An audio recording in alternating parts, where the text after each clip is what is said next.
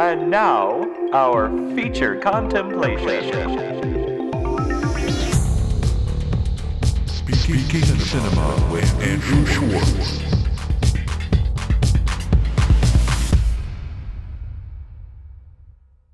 Welcome to the Speaking Cinema podcast. I'm Andrew Schwartz. Broadcasting to you from Los Angeles, California. We have an amazing returning guest, virtually, and a pretty amazing, unique film. Okay, but before I get to who and what those are, I just want to, right off the bat, give a graphic content warning. Because not all of the films that we talk about here are peaches and cream and fine and dandy and easy to look at and to watch. We like exploring all corners of cinema here. So with that being said, today we're getting naughty in New York with Abel Ferrara's Bad Lieutenant from 1992. And the key word is bad. So we will do a title take in a second, but I would just like to give a graphic content warning to anyone that wants to see this. It is on Amazon Prime to stream right now. But I just want to reiterate that it is, in fact, the NC-17 version that is on there right now, with all of the glory-inspiring scenes that one might not see in a theatrical cut or an R-rated version. So there is such content as strong depiction of drug use and sexual assault, among some other things, in this film.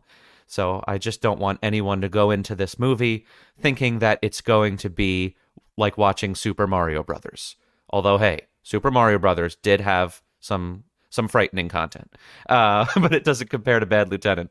So we have our returning guest today, Adam Seccafico. He's a writer and director and has made several short films and has written several feature films, and he's extremely knowledgeable.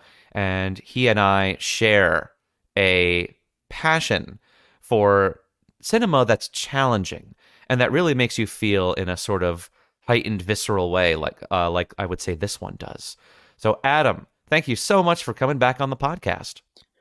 You left something out. You left out also Catholic, which is going to play a very big part in talking about this film, because boy, howdy, did this movie open up some old wounds in that regard. Yeah. Catholic schmatholic.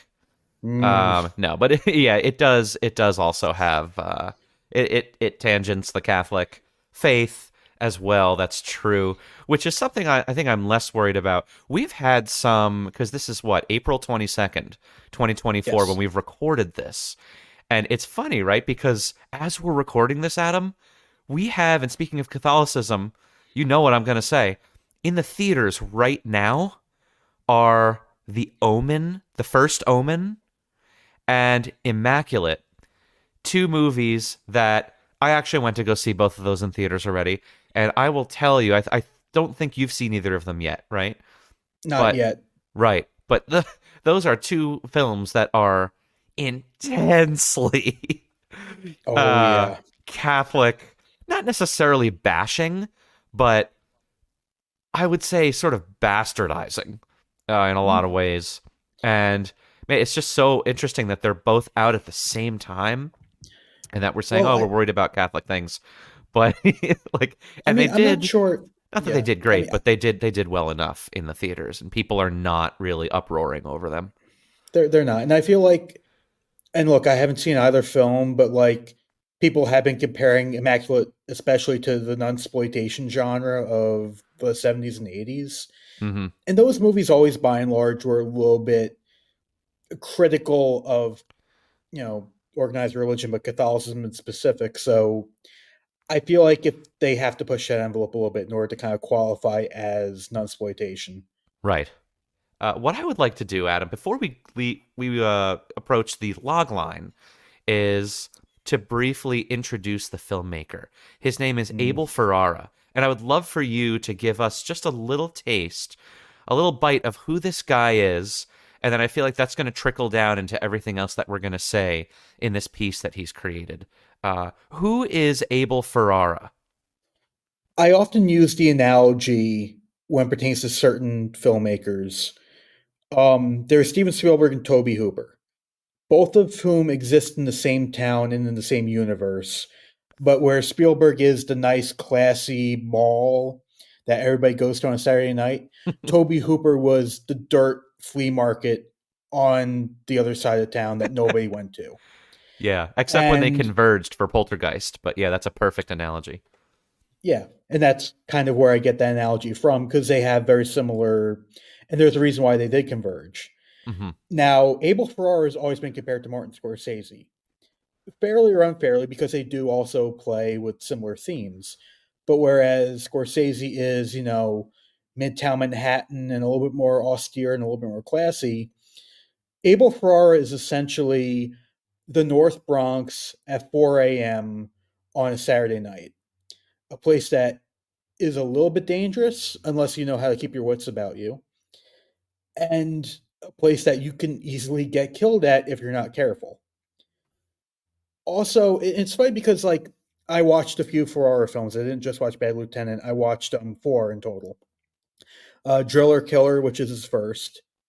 Hmm. King of New York, which a lot of people consider to be his best film.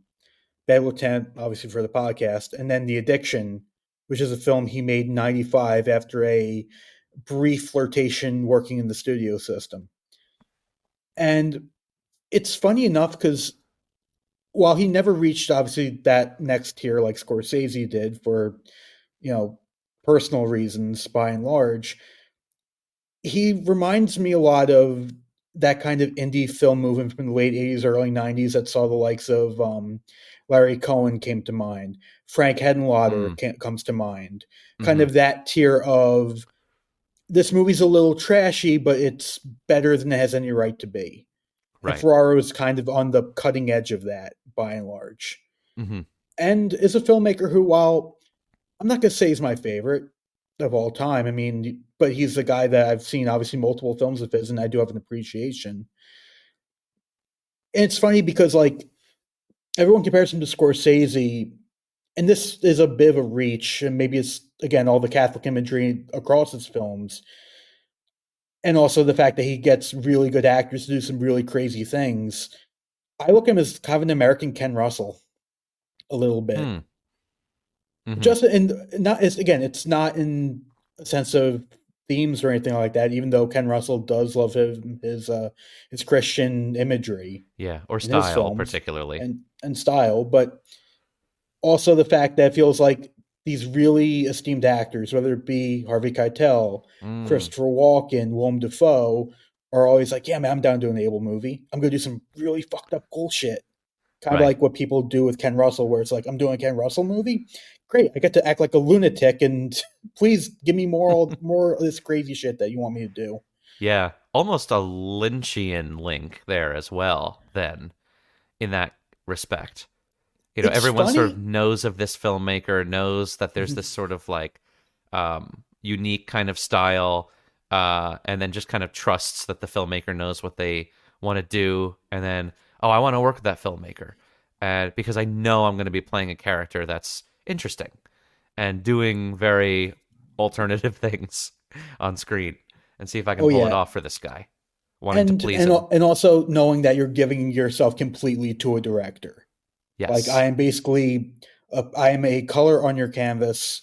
Use me however you want, and that's kind of the arrangement you Hmm. go into when you're doing that. And it's funny you brought up Lynch because it's not a direct link. I feel like they're two very different folks, though.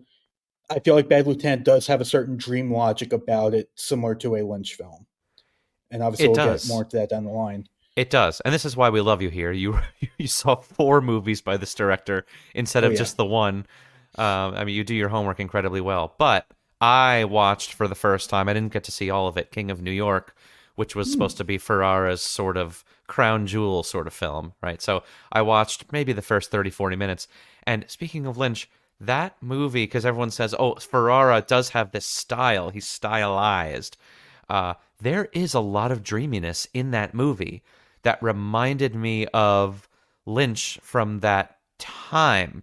Like Wild at Heart has a similar sort of feel and look to some shots. Not as extreme though. Blue Velvet definitely looks and feels like some of those shots. The score is kind of similar. Those synthy late 80s, early 90s electronic instruments, just the sort of cloudiness, dreaminess of the look of the film stock. It has a similar aesthetic to it. I'm not afraid to make this moment, a little bit off, not Yes, off-putting, but a little bit alternative in style. off Like these kilter. off kilter, these ordinary things that people are doing, but it has this dreaminess and this kind of cool, visceral. We're not quite on planet Earth, but we almost are. Kind of a feel to it, Kind of. and there's something very exciting about that, especially just And for and the the time. the only real difference between Ferrara and Lynch is that there are always those little hits of realism that creep their way into Ferrara's films, where Lynch, the Yes. tone throughout is very much that dreaminess never breaks. Yes. I just want to remind everyone at home the reason that I want to talk about this filmmaker, we always like to talk about the filmmakers because the meaning in a general sense in the movies can be manipulated and tailored directly from the filmmaker, but not just in a craft way.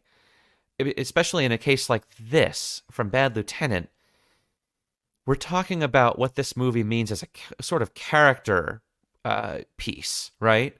And the character in this way, I think, it's birthed from partially who this guy Abel Ferrara is. Not that he's a total delinquent like this guy is, but there's an aspect of the personality, of the upbringing that you can clearly see is linked here, right? It's part of the genetics Oh of this yeah. character and of this movie, right, Adam? And this guy was born in the Bronx, Ferrara. Hmm. Rough upbringing. He probably grew up on some of the meanest streets of New York, right? And that's exactly what we see. And when we start to talk about, oh, why are we seeing XYZ? What is this? What is the purpose of this? Especially in a controversial movie like this, when we're talking about something like that, it's inextricably linked to who this guy is and how he was brought up and where he was brought up to answer the question of why and how. And it's funny too because again, the Scorsese comparison. And here's another key difference I think between the two of them. Scorsese feels like because again, they grew up in similar time, similar place, but Hmm. Scorsese feels like a very passive observer of it. Where Ferrara feels like, and he talks about this, he was in a band at one point, he was a musician, he was very big into the punk scene, especially, of the 70s. And you get the sense that, like, Sure. whereas Scorsese experienced it, I'm not saying he didn't, but again, it was passive guy kind of passing on the street where maybe Ferrara was in the shit, for lack of a better term, a little bit more than Scorsese was. And you feel that in the films. Yes, absolutely. Let's go to a logline read to introduce this film, and then we'll start getting into the weeds of the film itself, Adam. Here's the logline for Bad Lieutenant. While investigating a young nun's rape, a corrupt New York City police detective with a serious drug and gambling addiction tries to change his ways and find forgiveness and redemption. Does I'll anything accept that. stand? Yeah, I'll accept it too, but does anything stand out to you there? Or do you want me to go first? Because it does to me. It's funny because it makes it sound like this movie has like a straight up narrative, which it does by and large, but this is very much, it's a character piece. Yeah. And, while the rape is crucial to the film and crucial to Keitel's character's arc, it's really very much backgrounded the entire film. It's resolved very quickly, and we'll get to that, I'm sure. Yeah. And it kind of pops in and out of the film while this guy's committing acts of, complete degeneracy on his part. Hmm. The reason why, like, and now, obviously you have more of a take than I do, but again, it hits it pretty much on the head without it being too opaque. Hmm. Yeah, think you're probably right because at the end of the day, you got to sell this thing. You have to Oh yeah. sell this film somehow. The only other option is, hey, look, it's Harvey Keitel's naked body. Come see it for $10. Uh, all right, we'll go with option B. It's while investigating but not that I have a particular take, but I just think it's interesting how in this logline it says, after this appositive, says, tries to change his ways and find forgiveness and redemption. Doesn't that make it sound like the movie is more about, or there's more content of forgiveness and redemption in it? Because it's funny, because that really only happens at the very end of the movie. And it's arguable whether it even happens or not. I have a take on that when we get to it. Sure. Yeah, we'll save that. We'll save that. You're right. It's a very small part of the film, but other than that, the log line would be simple. A New York City cop, drowns in his own self-loathing and self-destructive tendencies. That doesn't really sell a movie that much. Like, you kind of need, like, and look, credit where credit's due. At least they come up front in the log line and say, look, guys, viewer discretion's advised. There's going to be some pretty bad shit in this film. So just, we're being upfront with what this is, which is why you were saying before, like, there's an NC-17 cut on Amazon. And I'm like, was there ever a not NC-17 cut? Because I watched the making of, and Ferrara's like, we went in, we're an NC-17. We're not going to try to cut it. We don't care what distributor makes us write into the language of the contract that we need to deliver an R-rated cut. He's like, we're doing NC-17 just right off the bat. We need to make this movie feel as real in that regard as we can. Yeah, I did in my research find that there were for certain, like, distribution deals and theatrical runs in certain countries and so on. There was an R cut, a theatrical cut somewhere at some point, because I had found that they cut the full nudity. They cut the rape scene that they're referring to in the beginning of this logline. They cut that almost completely out. And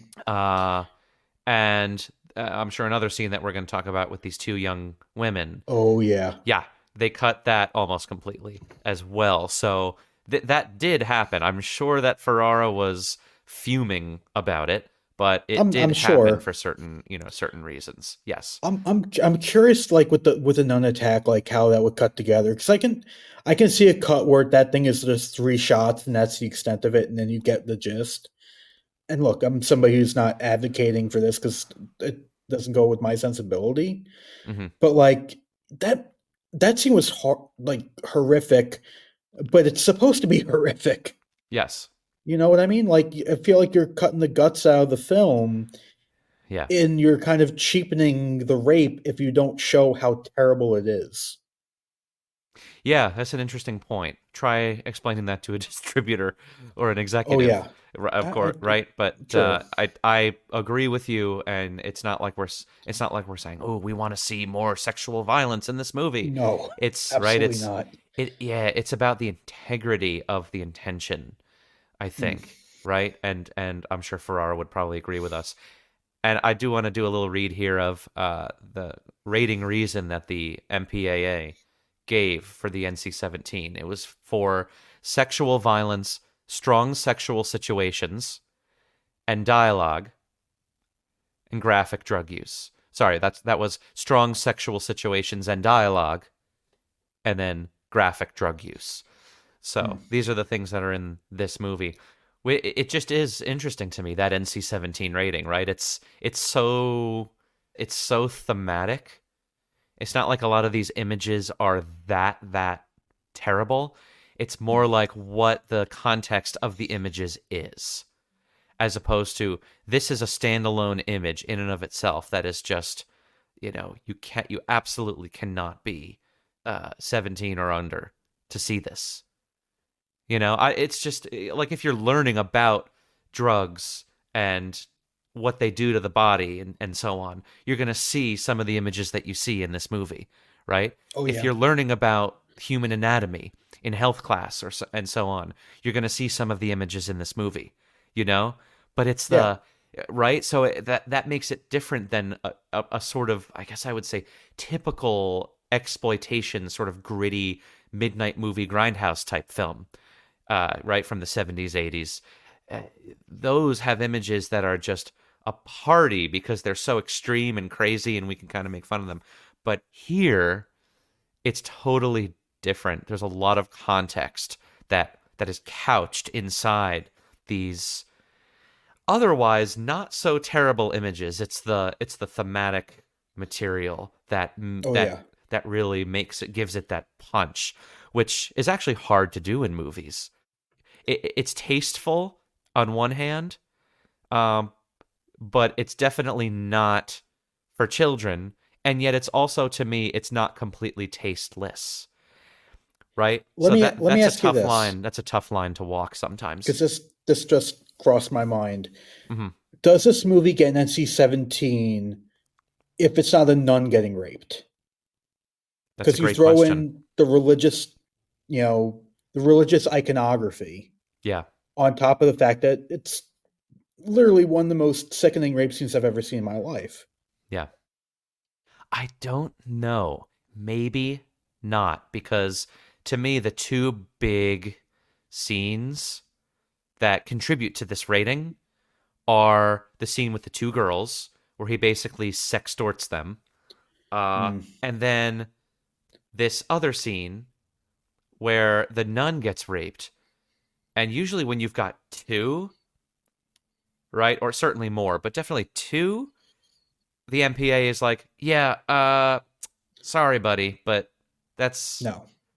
two of these scenes are kind of like three strikes. Mm. That's the conversion rate. But one scene that's like that, sometimes they say, if you maybe cut this one scene down a little bit, not even completely out, or like maybe the director will convince them to keep it in, then you're bargaining only for just one moment. And it's a different story once you commit that misdemeanor twice in a movie, and you're spreading it out a little bit more. Then it just gives them a different feeling, I think, when they're watching it, and us too. Yeah. What do you think? It didn't help. But here's the thing about that scene, and it's been for the past week kind of racking around my brain. There's a quick side story I want to tell. I was a volunteer at Trauma in Long Island City for about a year.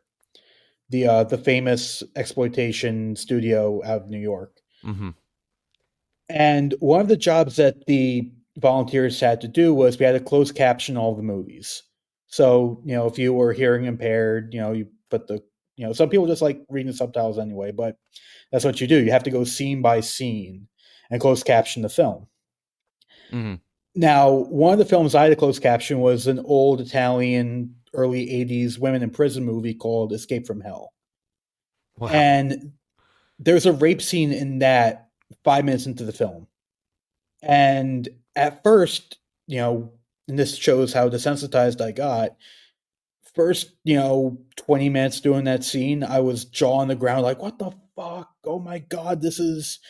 And then about after that, like, the next hour or so doing the closed captioning, I start picking the scene apart. And I Mm-hmm. go, wait a minute, the guy didn't even take his pants off. He's just like kissing her aggressively, and it's blocked. I'm starting to be the filmmaker, and I'm starting to assess the scene. Mm-hmm. And it kind of desensitized me because, oh my God, that's one of the worst things you can depict on film. And I'm treating it like it's, just a terrible scene. That's the extent of it. Mm-hmm. There's a shot that I can guarantee this is where the NC-17 happened. It's a single shot. And that is when they drop the nun's panties Yeah. and you see her privates. Yes. I think if you take that one shot out of it, I'm not saying that would have been the difference, but I think that would have been a big step of, and I can literally see Ferrara going in front of the ratings board and then be saying, all right, Abel, like, you cut that one shot out and that's a start. Right. But it's the fact that we literally see that, oh my God, she's going to get penetrated, even if we don't see it. Right. Us seeing the panties get dropped and seeing her area Yeah. is enough for me to have like jumped out of bed basically when I watched that scene. Yeah, it's horrifying. Yeah. Let's do a short title take here because I feel like that's going to get us right into Scenic View pretty well here. Bad Lieutenant is the only title around the world, pretty much. All the translations are very direct. Bad Lieutenant. It also gets us kind of into this character reveal of the Lieutenant because he does not have a name in the movie. And I was wondering, Adam, if you could give us your take on this title and sort of infuse what you think the reason is, if there is a reason, or at least if it's effective at all in some way, that we don't know what his name is, because that sort of ties into the title. I mean, as a title itself, it's direct, it's accurate, it's Mm-hmm. I think two-word titles are effective, something something, like, Die Hard, Bad Lieutenant, like it's evocative. Mm-hmm. Especially the less syllables the better. So I think the title definitely is effective. The fact that like it's not just him that doesn't have a name. None of the characters have names. If you literally go on the IMDb page, it's cop number 1, cop number 2, criminal number 1, Yeah.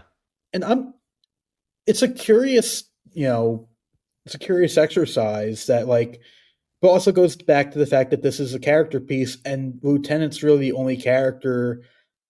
I mean, yeah, sure, some characters have multiple scenes, but he's the one through line throughout the film.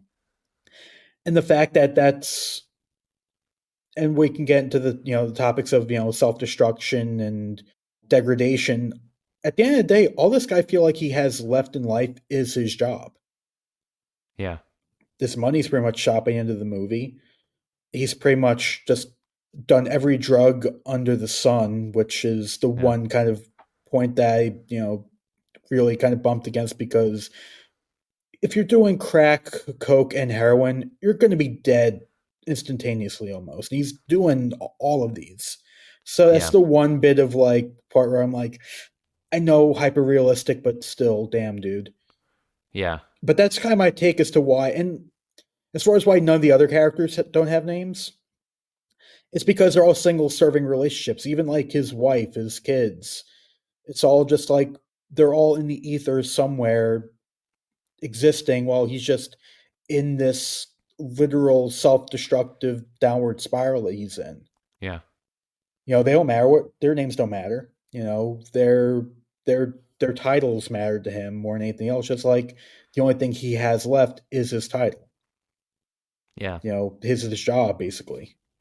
Yeah, you're right. That is sort of his sense of identity to himself in the world of the movie and to us. Let me let you guys in on the opening of this darling movie. In the opening credits, we hear this radio broadcast. Okay, so we have this plain white background over just plain black credits, and we hear this baseball broadcast of this. I believe it's a fake. It's a fictitious National League championship series in baseball between the New York Mets and the LA Dodgers.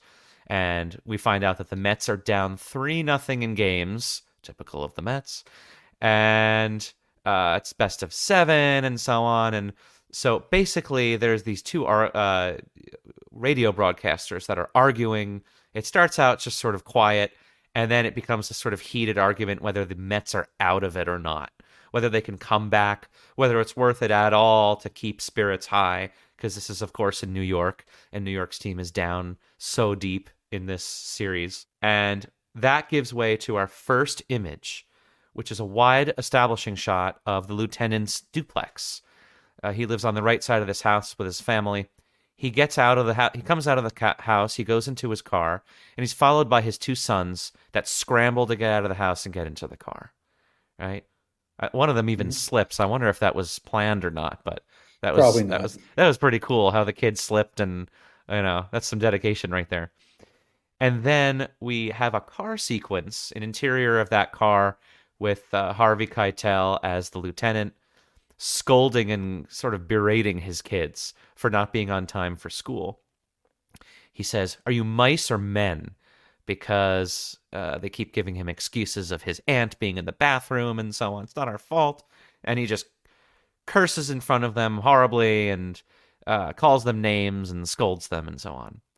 And then the boys start fighting about whether the Mets will win or not in a sort of kiddie, boyish kind of a way.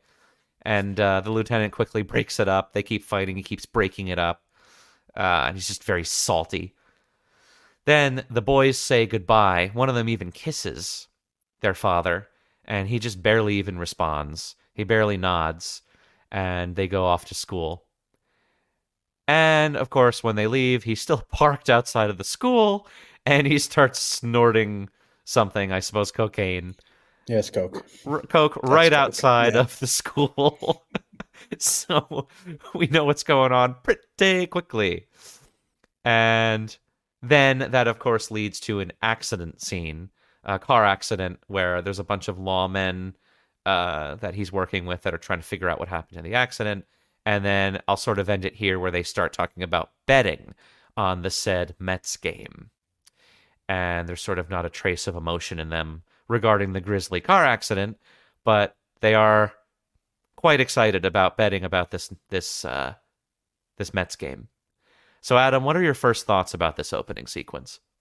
Well, just a quick trivia note. The sports broadcaster at the beginning of the film is and for anybody here who doesn't live in the greater New York area, that's Chris Russo of Mike and the Mad Dog fame, who, along with Mike Francesa, pretty much invented sports talk radio as we know it. Right. And is very, very New York centric. So right off the bat, even before we get an established shot of the city, it already has a very New York feel to it. Right. Just from the association and the fact that that's what sports talk is. Guy gives his opinion. You get a caller and oh no, man, the Mets ain't looking too good. What are you talking about? And then you just go back and forth on that. Yeah. It's funny enough that it's because I feel like the scene with the kids is a little, I wouldn't say superfluous as far as setting up the character's concerned, just other than he's a little bit volatile and doesn't mind swearing in front of his kids. And it's not until he starts doing the bumps of coke, literally after they've left the car. It's almost like he's pissed off. It's like, why are you two here? I want to do my coke and wallow my own self-pity. Why would I take you guys to school for? Yeah. But then it's also, you go to the accident and everybody kind of being nonchalant about it. And I thought about, this character as constructed. And look, my anti-authoritarian streak is pretty well known at this point. To anybody who doesn't know me, I don't much care for authority. Though I will say this, being a cop is a shit job. And you have to be of a certain temperament to do it. And if you can't, or if you have reservations about doing it, don't do it. I don't care how desperate you are for work, don't do it. Because you look at not just Keitel, but the other actors in question, they're very nonchalant. They're more concerned about the Mets than they are about the accident because they've probably been to, and you see this throughout the film. How many grisly crime scenes do you think they see on a daily basis? A ton of them, just, and it to the point where that can explain the guy's behavior and, his drug use and his self-destructive behavior is at some point in time, he snapped. Or he just stopped, or whoever was in him just got hollowed out completely. Yeah. To the point where you go to something like this, where if you and I saw an accident like this on the side of the road, we'd stop and you have to go to therapy for the rest of our lives.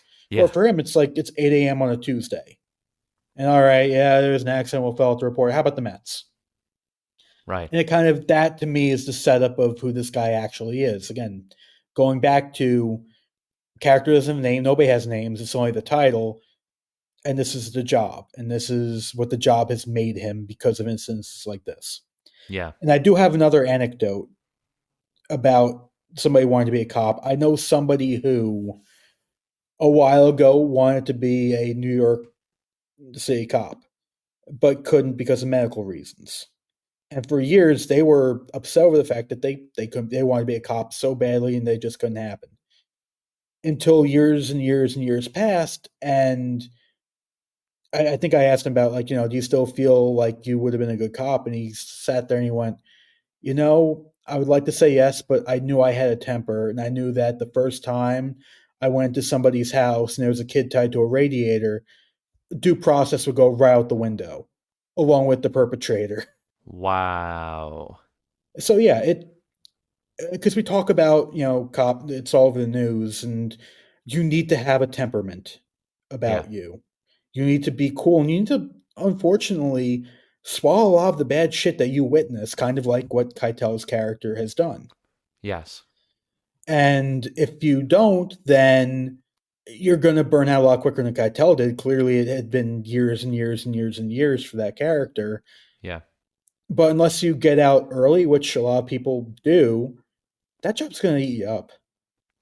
And Yeah. I think we see that in this first sequence, what the job's done to him. Yeah. And there's a hardenedness to him. It's such a different time than it is now at this point, but he's so hardened, he's so jaded, and this just shows that there are aspects in here that we're a lot more sensitive to certain things in this movie now, even compared to then. There are things that are depicted in the movie, and there are characters that respond to it in a way that is, even those characters that are responding are more hardened than they are now. Like, we have no tolerance at all for certain things right now, right? Like a lot of misogynistic stuff, a lot of sexually questionable behavior by this character. When people see that on a screen now, it's just a different feeling. But the point is, there's something about this time, in addition to that career of being a cop and having to see all of this grisly stuff all the time, perpetually. I think those two together, we get right away from this opening sequence, has caused this type of man to sort of arise from this society, this city. And we get the sense already that there are probably more like him because the other characters are desensitized too. And like you said, we learn they don't have names, and they're paying more attention to collectively to the Mets rather than this. Also, this car scene with the young boys, you said it's almost superfluous. I would push back against that because I do think that it rhymes really well with a scene with the two older boys at the end of the film that we'll talk about, the two junkies. So Yes. I think there's an interesting connection there. But also, it's just, again, there are certain things that you don't see. I think that generation of father is just a lot more hard-headed and hard-hitting in terms of language, a parenting style than most fathers are now. So, in that car, you just sort of see those children just being completely subordinated, right? And they submit totally to this man. And aside from the horrific thought of, oh, what does he do to them when they're in the house, and isolated, and they really get him mad, as opposed to just having a little argument with each other. To me, it kind of shows like, oh, these boys they've been tamed by this. And I feel like today, if that happened, it would just be like that car would explode with backlash. Or there would be, it's just a horrible thought, but there would be so much emotion overloading that moment. And yet here, I think because of the time and just the nature of the character, it's just different. They totally fall into line, And that's fascinating to me. Also, it's a good snapshot, I think, of the time and of a true to society character and how they function. Right. It's funny because of the time, yes. And to your point too, like that, look, if that happened today, there'd be like 20 cell phones out, like filming the guy basically as he was driving by. Yeah. And look, my family, thank God, was not like this, but I knew families that were Yeah. growing up where like the patriarch ruled over everything with an iron fist almost, especially in Italian families. There was a lot of just yelling and cussing and carrying on and all that stuff. Like was it more prevalent then? Yes. But and we'll talk more about this. The stark realities of this movie is these are behaviors that still kind of exist. Not as popular as they once were, not as accepted as they once were, but they still exist. And this guy Yeah, could easily absolutely. be a neighbor of yours. He could definitely be, somebody that your family associates with on occasion. It could Oh, be somebody you sure. go to church with. Absolutely. Oh yeah, it's not that. Yeah, absolutely. And I just want to make that clear. I didn't want to imply that it doesn't exist, but I think it's our reaction to the behavior. I think that's Mm. changed with just how society has sort of culturally evolved to be less tolerant in so many different ways of behavior that's like this, whether it's toward Mm. children or toward women or whatever it is. This sort of, I suppose, dare I say, this toxic masculinity Oh yeah. adjacent behavior, right? If that is such a thing to call this, I just don't. The only reason I say that is because it's quite vague, in my opinion, in a lot of ways. But it It's definitely, yeah. yeah. Toxic masculinity, yeah, but also, and we'll get to this, toxic Hmm. Catholicism is another thing you can talk about Sure. too. Where this guy clearly, I mean, we see him go to church a couple times throughout the movie, and there is a stripe of Catholic that, let's be honest here, thinks that they can do the most egregious, terrible Hmm. things. If I go to church on Sunday, I get a cracker, and I'm forgiven. Right. And there's an entitlement there, and I'm sure every theology across the books has something like that. But again, people I kind of grew up with who that was their mindset. Didn't matter what the commandments were, didn't matter what Christ even said. I'm a Catholic, I'm blessed, I'm a good person because I'm a Catholic, and because I go to church every Sunday, I can do whatever the fuck I want during the week as long as I go to church on Sunday, and then I'm good for another week. Yeah. And that's Then kind it. of where I think this guy's mindset is on top of everything. Yeah. Then the entire operation of the church becomes futile, right? And it's just Mm. a total paradox. Oh Yeah. yeah. And that's interesting. I don't think that that's what this movie is saying, though. I think the movie is more pro Catholicism than against it. By I the don't think end, that the by the end, sure, maybe, but I definitely think that the movie is it's more tough on it's more tough on the behavior of the character in mm, general than it is on the church that ends up quote unquote redeeming him. I think it's because he learns, and we're jumping ahead here. I think Farrar is being critical of a certain stripe of Catholic as opposed to Catholicism in general, Hmm. where again, it's the entitled, well, I'm a Catholic, I may think the church is bullshit, but I'm still Catholic and I still believe, even though I really don't, but maybe I do. But I go to church, so therefore, like, it's that kind of twisting yourself into a pretzel Catholic as opposed to somebody who lives by it. That's a great point. Let's go to Scenic View now. We're officially in, Adam. We're Yes. in there. We made it. And in just under an hour. No, but speaking of twisting yourself into a pretzel in terms of the Catholic faith and your actions, this brings me to a scene that was actually almost next chronologically after the police accident that we see at the beginning. A fascinating scene to me was where they're talking in that like under that garage or whatever it was, the parking structure, where Mm. they just kind of go and they talk about. It's the first time that it's revealed that a nun has been raped in Spanish Harlem, Mm. and yeah, you know what I'm about to say. And then the lieutenant says something along the lines of, "Oh well, the church wouldn't put up 50 G's for her if she wasn't in a penguin suit," or something like that. Very Yeah. disrespectful, right, and dismissive. And it's a hell of a line there. And of course this other guy that's Catholic as well says, why don't you have any respect or something like that? Like, what the hell's wrong with you? He says you're not Catholic, and then he looks at him. He says, "Yeah, I am Catholic." right? And the camera lingers on him for a while. And then the other guy just gets frustrated, turns around and leaves, It's right? funny That to because me is the twisting into a pretzel. yeah, I And mean this that embodies, I think, what you're describing. Him at the beginning of the movie in that moment.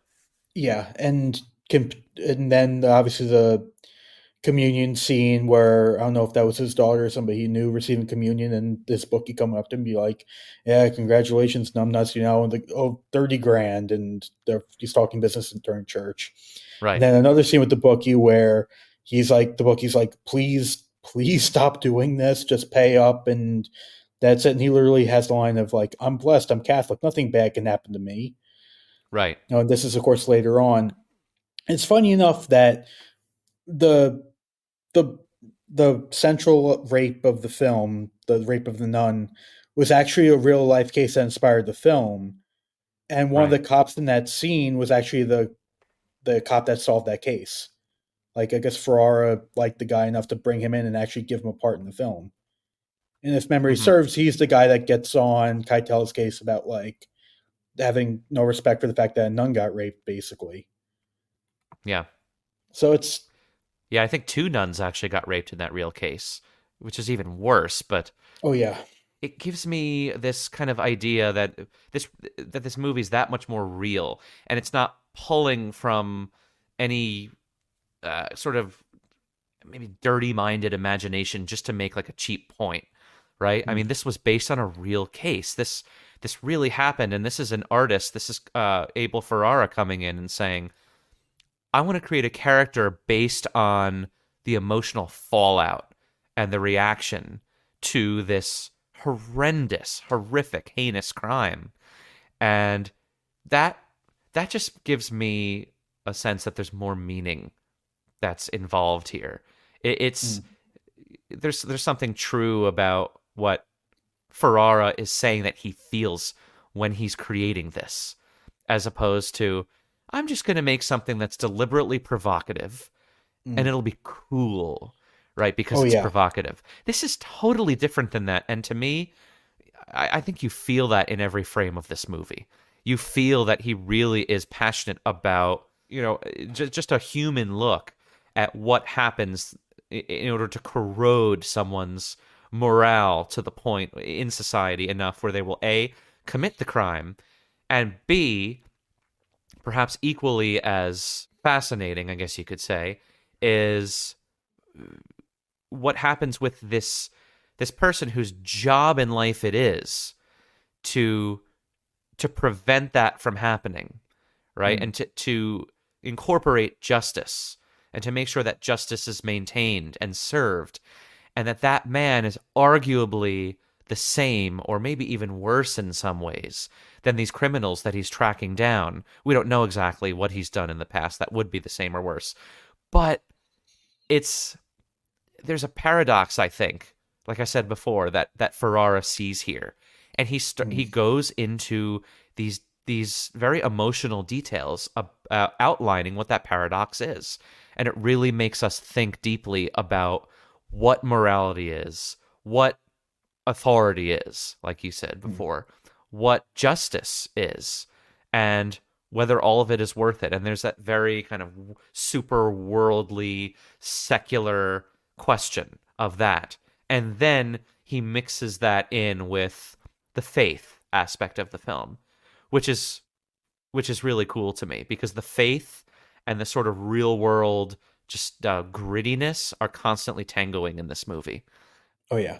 Here's a scene where I think both of those things are happening at the same time, and it's really strange and shocking, where he goes into the lieutenant goes into the hospital, and he kind of makes his way into the back room where he peeks in, and he's sort of secretly looking at the nun being, I think she's being questioned, or she's being No, they're literally doing the rape examination. they're doing the Like, rape they're literally- examination. Yeah. Exactly.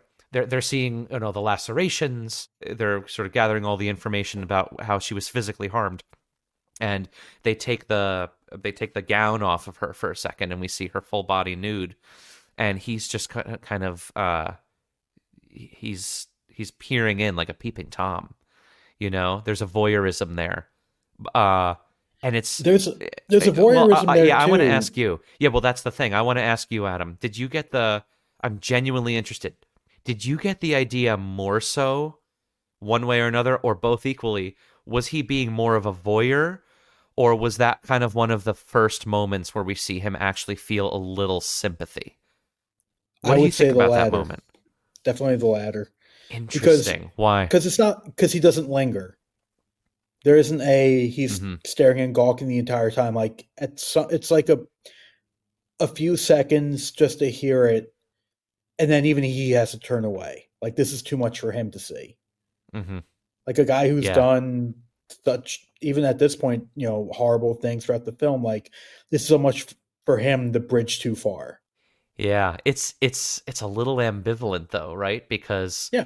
if you notice when he walks into the hospital, that one nurse walks up to him as he's like approaching that back room. He's approaching that back room, and that one nurse says to him, "Oh, you're not supposed to be back here." And he kind of shows her the badge or whatever it is, right? And as she passes him, he turns around and takes a look down at her, hind quarters, and you just think, "Oh, that's so scummy." And then he Yeah. walks in, and you get this bad feeling already. And then he kind of, and then he peers through the door, and she even looks back at him with this sorrowful, longing, just like, "Help me, I'm miserable. Could this possibly get any worse? Is this hell? Is this what hell feels like?" It's so heartbreaking, but I think it's very crafty because it's so ambivalent.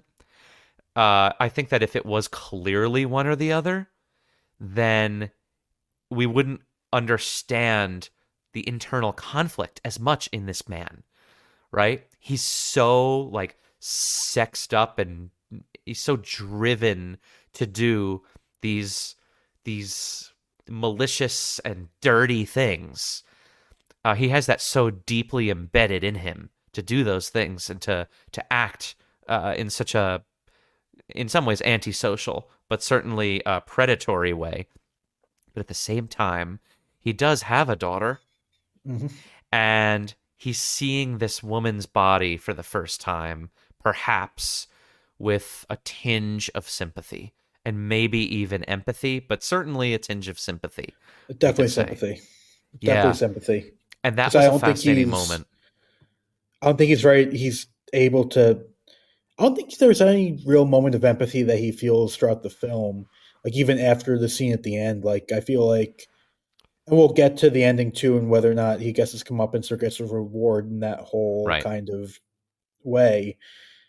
And I guess there's empathy for the two boys at the end, but it's more about gaining sympathy than empathy for him, I think. Yeah, at this for point. sure.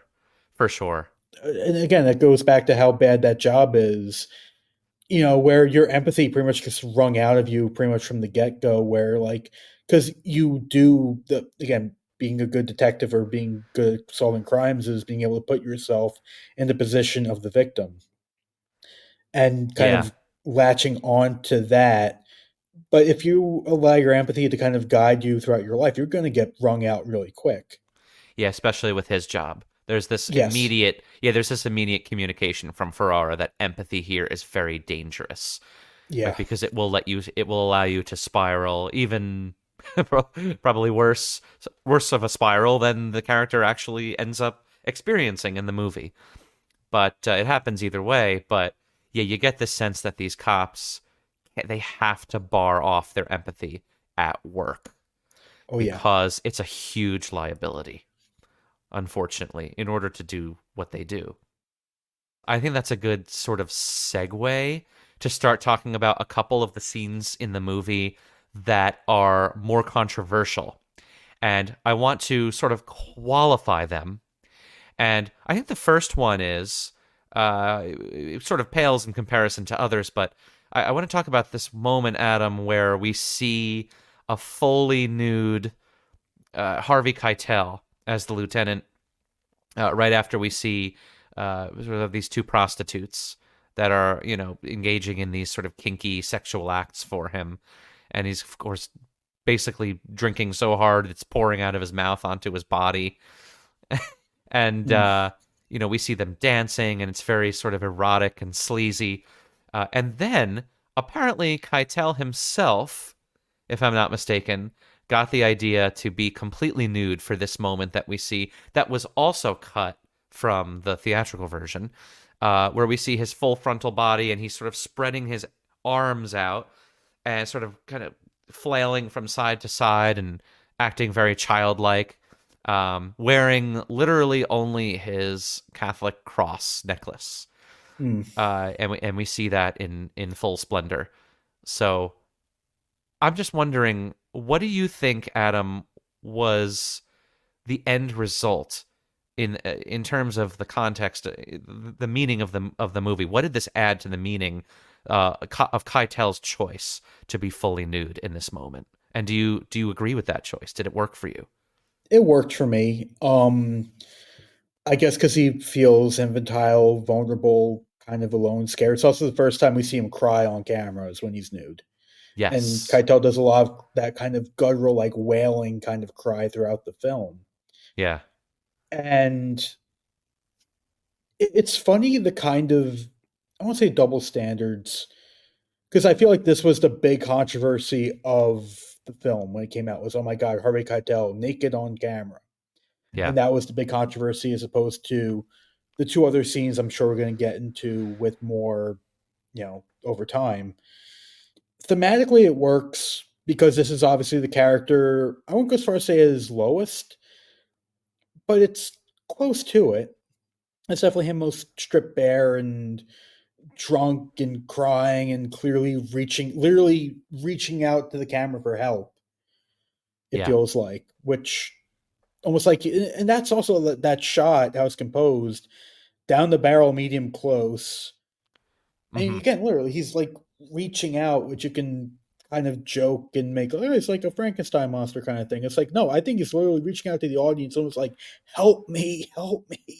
Yes. I'm trying to reach out to anybody to get out of this pit of despair I found myself in. I got that too. And something that struck me about it was not even just the full frontal nudity. Well, not striking as in like, wow, look at that, that's incredible. It's more striking as in the image of it, because I think he actually looks like two things in that image. Number one, and this is why I think it works quite well. Number one, he sort of regresses into being a child again, right? He almost reminds me, he's wailing and kind of, he's very silly, and he seems like he's a little boy, almost not wanting to go into the bath, right? That kind of a thing. And in that way, I didn't see, when he was naked, I didn't see a man. I saw a little like a child almost crying out for like, I don't want to do this, right? Saw a mouse, because the line at the beginning, "Are you men or mice?" Exactly. There's a mouse in that scene. Yeah, and this was only a couple scenes after that, or a few scenes after that, right? We see this hardened dude who's a badass and can handle all this stuff. And then we just see him turn into a complete little child wailing for us, right? So, and then the other thing that it reminded me was it almost looked like a Christ-like stance, a nailed to the cross-like position that he was in. His arms were spread. He was nude, and Jesus is in a lot of depictions is almost nude with just wearing a little bit of cloth. It just seemed like a very, the ultimate image of male vulnerability, right? The ultimate image of accountability. And there's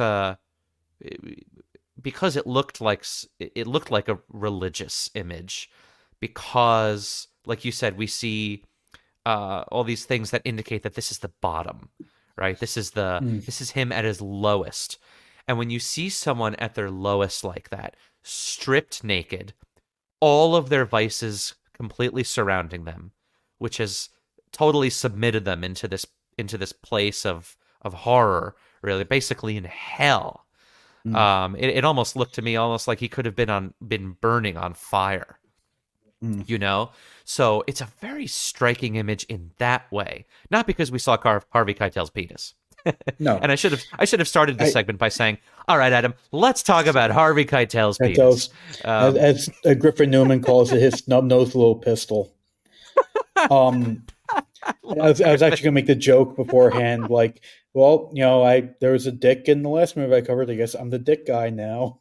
That's right. You are the dick. If there's male nudity in this film, I'm covering it. That's right. First Barry Keoghan, and now Keitel. Yeah, I mean, Adam, don't Two worry. very It's di- this will be your two very trademark. different, yeah, two very different scenes. One Yes. staying naked, triumphant, and the other staying naked, literally going, "Somebody kill me, please." Opposite ends of the spectrum. Yeah. Yeah. But it was a beautiful moment to me because it's so rare in a movie that a filmmaker is daring enough to show in all the different ways, in many different visual ways, that a character has regressed so deeply into this place. And I think that Keitel was brilliant for coming up with that. I really Oh do, yeah, especially for the time, because when an image like that really is shocking in that way for the time, it kind of brings you as an audience member to that sort of transcendent emotional space, right? Where you're like, oh my goodness, wait a minute. That is something that other pistol. There are oh two yeah. guns in this scene. No, that is something that I haven't seen in a movie, and it makes you have this reaction it almost somehow parallels the mindset of the character, Yeah. right? You enter this space of like there's a helplessness when you see something that's shocking on the screen, right? You're a prisoner to it. Oh yeah. It's holding you down in a sense and making you watch it. Watching out of that little tiny slit in your hands when you're covering your eyes, right? Kind of like Oh what he was yeah. doing with the nun earlier. There's a forced, emotional, strong reaction that I think it makes perfect sense in that moment for the film, and it's daring. It does. And before we get into this, because there was a lot of improv in another scene with the two girls we're going to talk about, that was apparently Yeah, all Harvey Keitel as well. That yeah. Let's entire go scene into was that him. scene. I'm just going to tell us to pivot right to that scene right now because we've All right. referenced Yeah. it like 5 million times. Oh Let's yeah. go into that scene, Adam. The scene that made me shut the movie off for a night and be like, I need to come back tomorrow Yeah, and deal it with was this, tough because for me I too. that and it's what, three shots at the most, that scene. Right, but Him long walking up to the takes. car. Yeah, but exactly. Long takes, long, uncomfortable takes, and living in it. Look, before we get into it, just a couple superlatives. Because Keitel, this is the performance of a lifetime he's giving. Yeah. I think we can both agree to that without him, the movie sinks like a stone. That's not Oh a yeah. knock on Ferrara's direction. That's not a knock on any of the crew's work or any of the other cast members' work. But this movie is anchored, and this movie is elevated by Harvey Keitel and Harvey Keitel alone. Yes. It's a And legendary performance. Legendary. and Ferrara, to his credit, gave Keitel a lot of freedom on this film. And Mm. there's a type of actor, I'm sure there's another name for it, but I call them tornado actors, Hmm. where they don't need notes. They don't need you to micromanage the performance. All you have to do is just put them in one direction and tell them go. And that's the kind Yeah. of performance that Keitel is giving here. I'm not going to sit there and, all right, now your motivation for this scene is you want to get through that door. It's none of that shit. I mean, hell, even in the script with this scene, it was literally one action slug. It was the lieutenant, coerces these two girls into an uncomfortable sexual act to get out of getting into trouble. That's all it was in the script. And because this was a low budget film shooting in the middle of the night, they didn't have any permits. So apparently Ferrara went to his DP and said, whatever Harvey's going to do, just get it. I don't know. Hopefully the girls knew. And Harvey's like, hey, this is what I'm going to do. Are you okay with this? Hmm. And because Keitel is a professional, I'm sure he did. Yeah. But that was that scene in a nutshell. And And look, the nun rape is incredibly stylistic and incredibly, we already talked about it, and very Yeah. cinematic. This Slow isn't mo, cinematic. the Yeah, sound effects. the Yeah, the kind scene of with the girls ghosting. is not cinematic. It's like I Yeah. said, it's three shots locked off, mediums, medium close up, medium wide. Yeah. And that's it. And it feels very documentary. It Yes. feels like you're watching this terrible thing happen that this I can guarantee you right now as we're sitting here recording this podcast, there's some asshole somewhere doing this to somebody. And that's what hurt the most was if again, hard movie to watch before this, but again, you kind of do the filmmaker thing of it's just a movie. This was, again, a professional set. Everybody, there was no horror stories as far as I know that came out of this film. But what we're watching right now, this has happened and continues to happen. And that's when I need to tap out. And especially looking at it now in the post Me Too world, Oh yeah. where all of my female friends have at least one story of something that maybe is not as bad as this, but some sort of fondling or touching or just all of these horrendous things that can I mean, just one of these things that are much less graphic and intense than this scene is clearly enough. I'm very lucky to not be a victim of some of such things myself, and I do consider myself to be extremely lucky. One of these things is very clearly uh, able to give you a sort of domino effect throughout your life of Mm. just always experiencing that trauma as soon as you remember it in any given instant in any given day, right? There's so much hurt and pain that these kinds of things cause, and now that we know just the extent of how all of our female friends and colleagues and family members, and of course beyond female too, but in this case female just because of the scene, have experienced this is absolutely horrifying. It's harrowing on a Yeah. level that I can't even describe. And so to see this happening where perhaps at the time people might watch that and say, oh, wow, I mean, this is really disturbing, but, I'm glad that this isn't happening in my town, right? Not And on my it's street, not in my, in my institution, not at my school, not at my office, workplace. And look where we are now. So we've discovered that this is happening even more than we thought everywhere. And it's just so unacceptable. And it's so difficult to watch for that reason, just the pervasiveness of it. it's hard to say this now, but this is what growth does. This is what maturity does. I'm sure 15-year-old Adam would watch that scene with no perspective, no Mm, context, not knowing anybody who lived through something like that, and went, "Yeah, man, that was real. Oh shit, yeah. man, that was real." And I'm sitting there, and this is why I want to smack younger me upside the head several fucking times a day.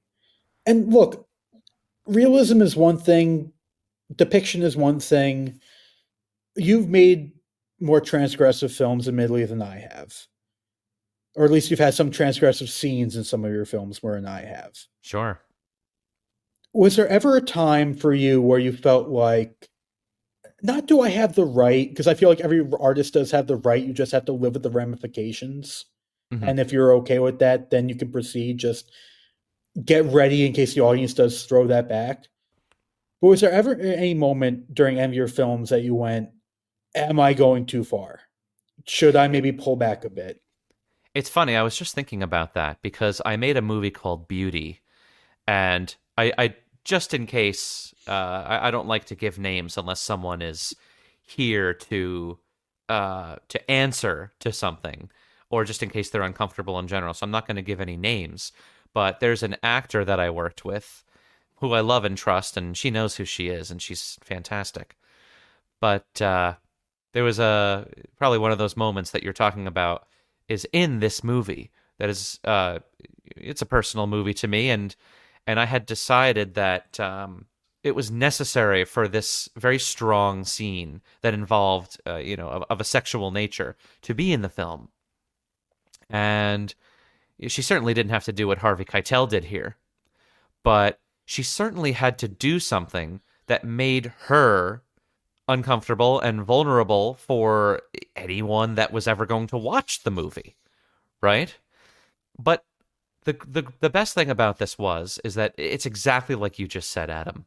These films are exercises in trustworthiness. They're trust projects. I mean, I had worked with this actor before, and I had known her for a long time, and we were good friends. And what it came down to is she trusted me, and we had a nice conversation right after I sent her the script, and I told her I wanted to use her. I didn't even want to cast for it. She just had a couple questions. I think she just wanted to understand kind of why I was doing it, and I explained it to her, and she was good to go. So I think if you have that relationship with an actor as a director, which is a sacred thing, which is clearly what happened with Keitel and Ferrara here.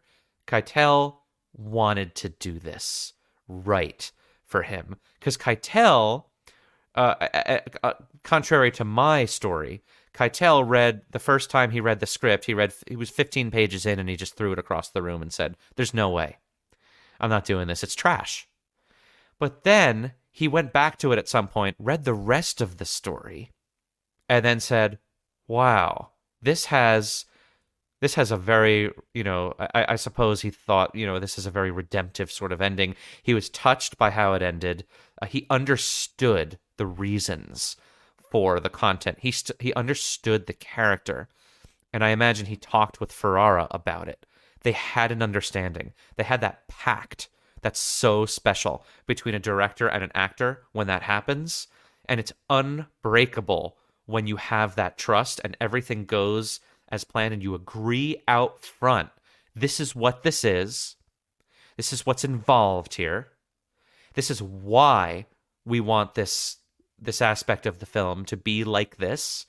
And once that's understood, and there's a trust there, especially when you've worked with someone before, and it works for the end result of the movie, then there are no regrets, at least on my end. And on the actress's end, that did this. And that's the best thing that you can hope for, is especially when people had seen Beauty, this short film, there's not one person that told me that they thought it was exploitative, and unnecessarily grotesque. Not even close. No one even came close to saying that. They all understood the reasons. It was clear within the context of the film. And I think that's the thing that builds trust, right? You have to be a director that is in the business of obtaining trust of colleagues because of your choices and how you justify and qualify them. So that's sort of a long-winded answer, I suppose, to that. But yeah, that is a good question. No regrets at all, for sure. Sometimes art involves this kind of work, and I think you have to take pride in everything that you do. But you have to do it in a way that you can be in a position to take pride for it. And I have been able to do that. In a way that you can explain that this isn't superfluous, this isn't grotesque, this isn't, Right. This is there for a purpose. The scene did what it was supposed to do. I am very upset by the scene. A lot of people were probably very upset when they watched the film. Right. The scene did its job. With that being said, do you cut this from the film and do you lose anything? Whether it be narrative, whether it be from character, whether it be from tone, basically the tenements of what a good film makes, which is character, story, and tone. Does losing the scene kill any of that? That's a great question. Also, I think that it does carry the tone. It continues the gritty feel of the movie, and it carries that tone. Do you need it to carry the tone? No. It's a sort of coloring in of a space in the movie for that tone. If you ask me, I mean, everyone's going to have a different answer to this question, but to me, the sweet spot would probably be to have the scene in there, but it's a lot shorter, and certain things just aren't as direct. Like we see him while he's masturbating, just Yeah. in a dead-on medium shot for just a very uncomfortable amount of time. And that is what I think makes this scene the closest to an exploitation film. It is that. And so I think if you shorten that and we just get through it faster before we kind of feel the nausea of the scene coming on, then I think that would probably be more tasteful, if that's the right word, and it would probably serve the movie in a more economical way. However, I respect the decision because I still think that as uncomfortable and hideous as this scene is, I still think it doesn't quite cross that threshold into this is absolutely exploitation, and why the hell is this in here? Why am I watching this? There's no value at all, and so on. I also think that when I think about this scene in retrospect, after I've seen the movie a couple times, as opposed to during the moment of seeing the scene, right, which is always a different experience, right? When you think about the scene afterward, even right after you see the movie. But that when I think about it in the rearview mirror, I think to myself, what did I not see? I didn't see his pistol again. I didn't see his member, which is a good thing. If we were watching a John Waters movie, then it would get its own, frame to frame close up, east to west close up. But and what didn't I see? I didn't see any graphic nudity on the part of the girls. I didn't see him touching the girls, even though this is obviously and clearly sexual abuse, in so many terrible ways. But I didn't see anything that I would have seen in a just sickening exploitation scene, which is the much more unnecessary, I think, version of this that you might be like implicitly talking about. You're almost implicitly asking me, does the film turn into that for you? And for me, it doesn't. Ferrara does not cross that line here. It's strong, it's tough, it's very difficult to watch, but it's the color of the movie, and the movie could exist without it, but the Bad Lieutenant is not as bad without it, and it justifies the title more. And as opposed to the rape of the nun, which is not something that the protagonist does. That's not the Bad Lieutenant. That's the bad criminals that the Bad Lieutenant is trying to hunt after, right? So this is very personal for the character.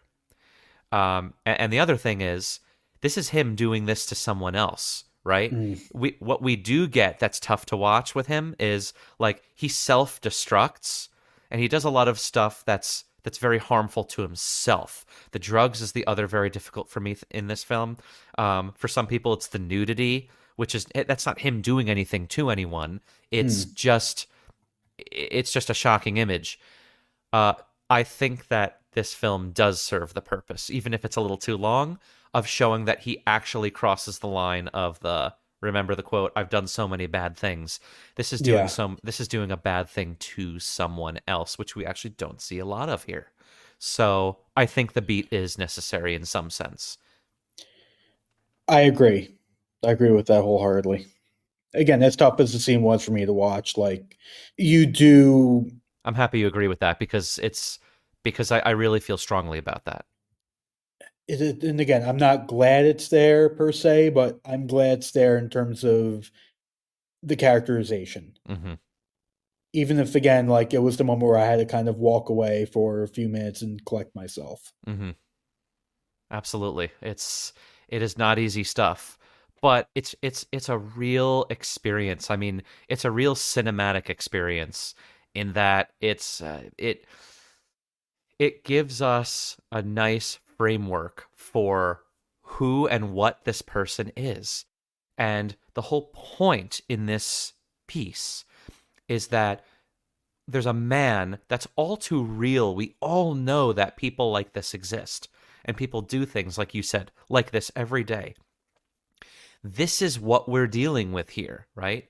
This is the human being that we're dealing with with here. He might be a monster to many people, and he certainly is to me in some respects. But he's still a person. He's a human being, and we all have idiosyncrasies. Some are more extreme than others, clearly.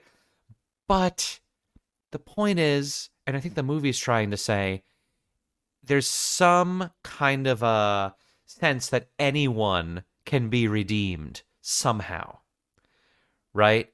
Because Correct. you think about the worst thing that you've done. Everyone out there. There are going to be people that have done worse than you, and there are going to be people that have not done worse than you, right? There's a wide spectrum of malicious behavior and, immorality and unethical decision making and so on out there. But you think about the worst thing that you've done, and think about it being on a screen for people to see, right? That in itself that's a shocking thought. But I would imagine that the worst thing that pretty much anyone has done, if you saw it on the screen, you'd have a similar, I'm not saying the same, but you'd have a similar sort of emotional reaction to watching someone do this. How could a person do that? Yeah. Right? I would never do that. Or What is the if you're significance of it? or if you're like a Right? terrible human being, it's like, well, I wouldn't go that far, even Right. though the people usually saying that have gone that far Right. And of in course, a I'm lot of trying not to be respects. easy on this character. I'm not excusing for this No. character, right? He does an amalgamation of a bunch of different things that are terrible. But I'm just saying that if you put anyone's worst moment on a screen, we're all going to feel that. So the point is, we're all human. We all have these tendencies. We all make mistakes. And we all want to believe deeply that we can be redeemed for the bad things that we've done, or at least that we Yes. can make up for them and find salvation somewhere, somehow. Yeah? And to me, that is what this movie is about. And connecting back to these scenes are spelling out to us that this guy is a human being that is, yeah, he's a delinquent. But he still ends up, once we will move soon toward the end of the movie, after we talk about a couple more scenes, but this guy is capable of feeling sympathy, right? Even him, even this person, this guy who you might think is absolute trash, look what happens to him, though, right? Mm. And that difference, that juxtaposition in this character between the beginning and the end of the film, that arc, of course, as we like to call it, that is the beautiful thing about this movie, right? Is that we can see a character doing all of these horrible things, and then we're along the ride with him, watching him, as painfully as it is, take that road toward some kind of redemption. And and not to be too long-winded on this, but I do think that the stronger the scenes are of him doing horrible things, the more of an epiphany it is, and the more sort of uplifting and inspirational it is. I think that there's something in this universe that's powerful enough, as say faith, as say realizing that criminals are you're likening them to yourself or to your family, finding yourself in the other, so things like this that lead toward a redemption of sorts for a character and a person like that. Right. And in a weird way, that last, movement of the film kind of makes us feel like, because again, we spent the entire film judging this man basically for all the terrible things he's done. Yeah. And yet it's through an act of forgiveness that kind of shatters his worldview and shatters our worldview, to be honest. Almost Yes. shatters the movie's worldview, for that matter. Yeah, yeah, it's powerful stuff. Uh, and I do love how the movie waits and pushes us in so far, and it waits so long for something to really happen. Mm. That leads toward redemption. But so let's pivot to something else here, Adam. These scenes where the lieutenant is reacting to losing bets are also striking, right? I'm wondering what you think about, for example, in the car, right? Is this just color too? Or in the car when he finds out and he starts calling Daryl Strawberry all these horrible things, he puts the police light on his car and starts driving away and crying hysterically and all these things when they lose Game 6, I think it is. When the Dodgers lose Game 6. Yeah, If and you know the moment I'm talking about. That's a scene yeah, that I see a lot. That people like to, put on YouTube and comment about and everything. yeah. Uh, First of all, just the performance. How does Keitel achieve what I think the film needs here for us? And what do you think of just his choices here? Obviously, it's just an extreme, just outpouring of anger. And again, maybe I think what the second time we see him cry, because again, I think he cries. I would say what 3 times he would say during the movie, at least 3 that I can remember. Yeah, at least So it's three. almost like the midpoint of the film where it's funny because somebody who usually like is heading towards rock bottom, you feel like you hit it a few times. And Yeah. there's a scene in the beginning where he's naked. Is this rock bottom? No, is the scene with the two girls? Is that rock bottom? Is the scene, which I think this scene precedes that? Is this kind of a Hmm. rock bottom for him too? Because he's finally like, because he, with the exception of again, like one situation, he doesn't truly lose his emotions completely. Like even when Right. he yells at his kids at the beginning, like he's not, he's firmly in control. This is the first time he's so out of control. He literally shoots his own radio in his car. Yes. Yeah, and you can see an African American dude behind him Yeah, looking through the window of his car after he calls, Daryl Strawberry the N-word, yeah, looking in there like, what the hell is, and he kind of looks over at him and he almost feels a little bit of embarrassment. yeah. Like, oh That's why goddamn, like I slipped. right, exactly. And that's why he puts the light on and drives away so fast. And he starts like kind of crying and squealing.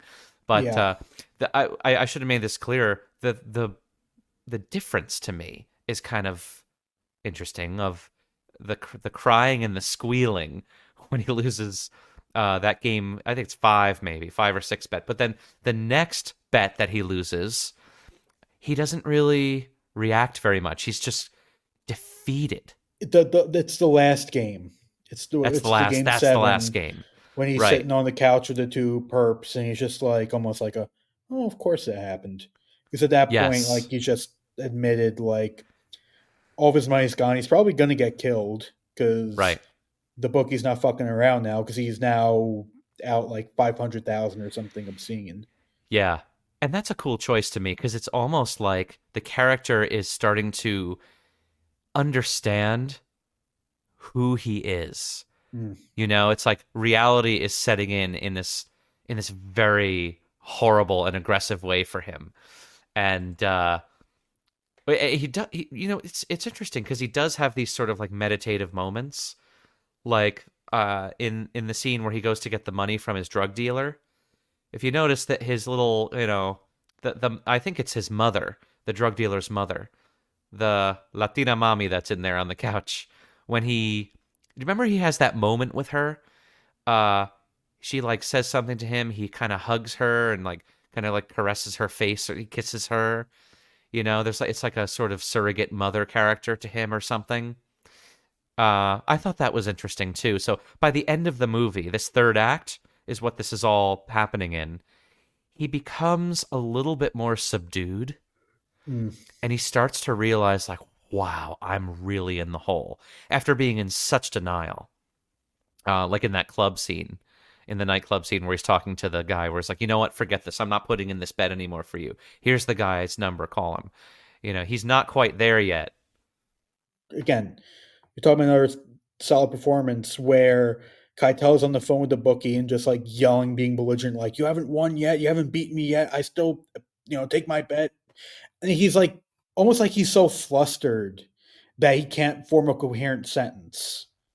And that's rare Yes. because usually in movies, like, if an actor isn't getting the line right, you call cut. All right, here's, you have the scripty, or you have somebody kind of give the line read, and you go on.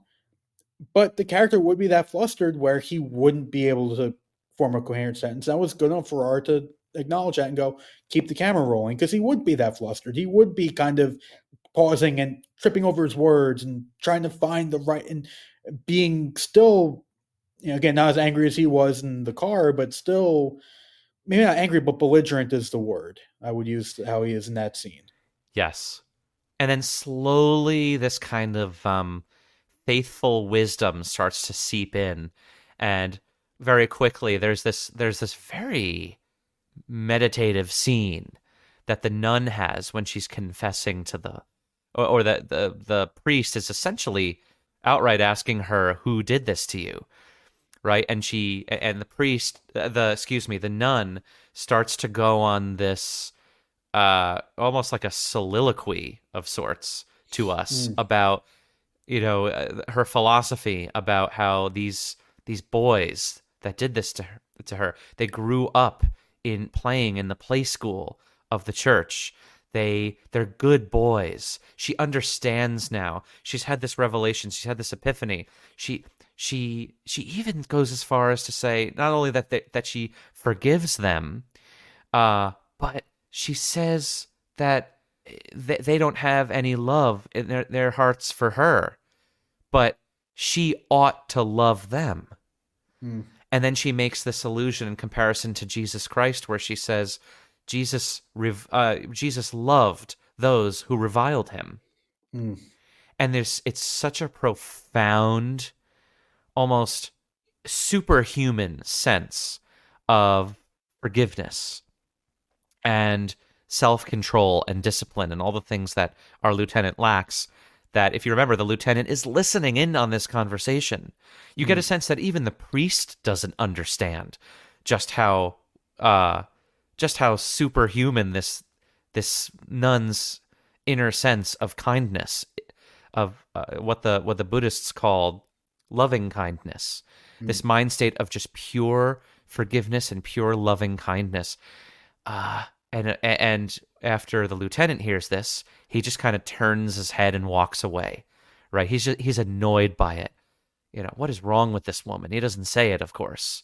He kind of does, but a little bit. He does at the end, which is a scene that we're going to get to next. But he doesn't say anything. He's just listening. He's eavesdropping in on the confessional, and he's just in disbelief. He's like, kind of, what's with this woman? He turns and he just leaves briskly.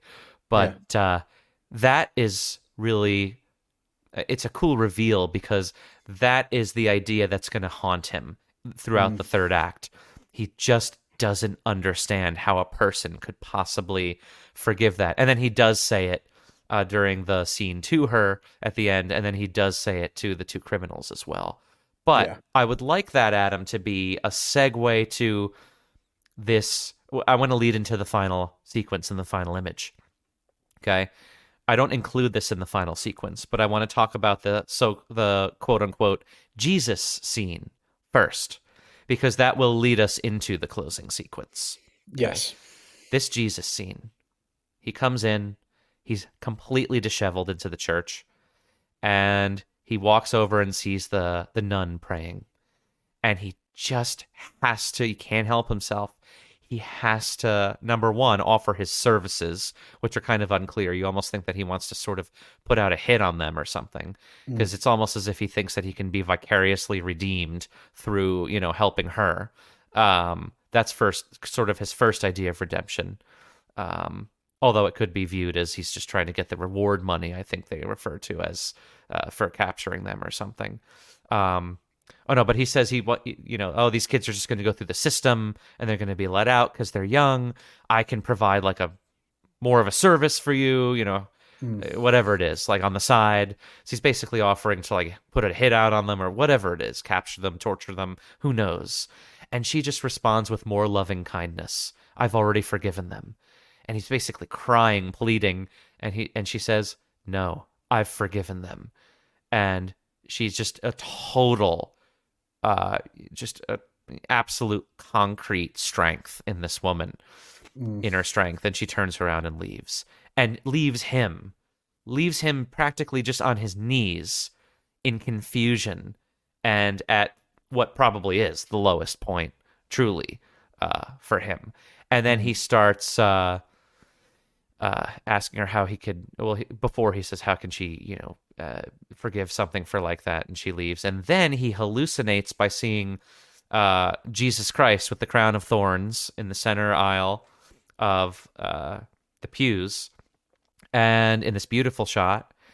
And he starts angrily berating Jesus by saying, "Where were you when you expect me to do all this stuff?" Basically calling him a hypocrite.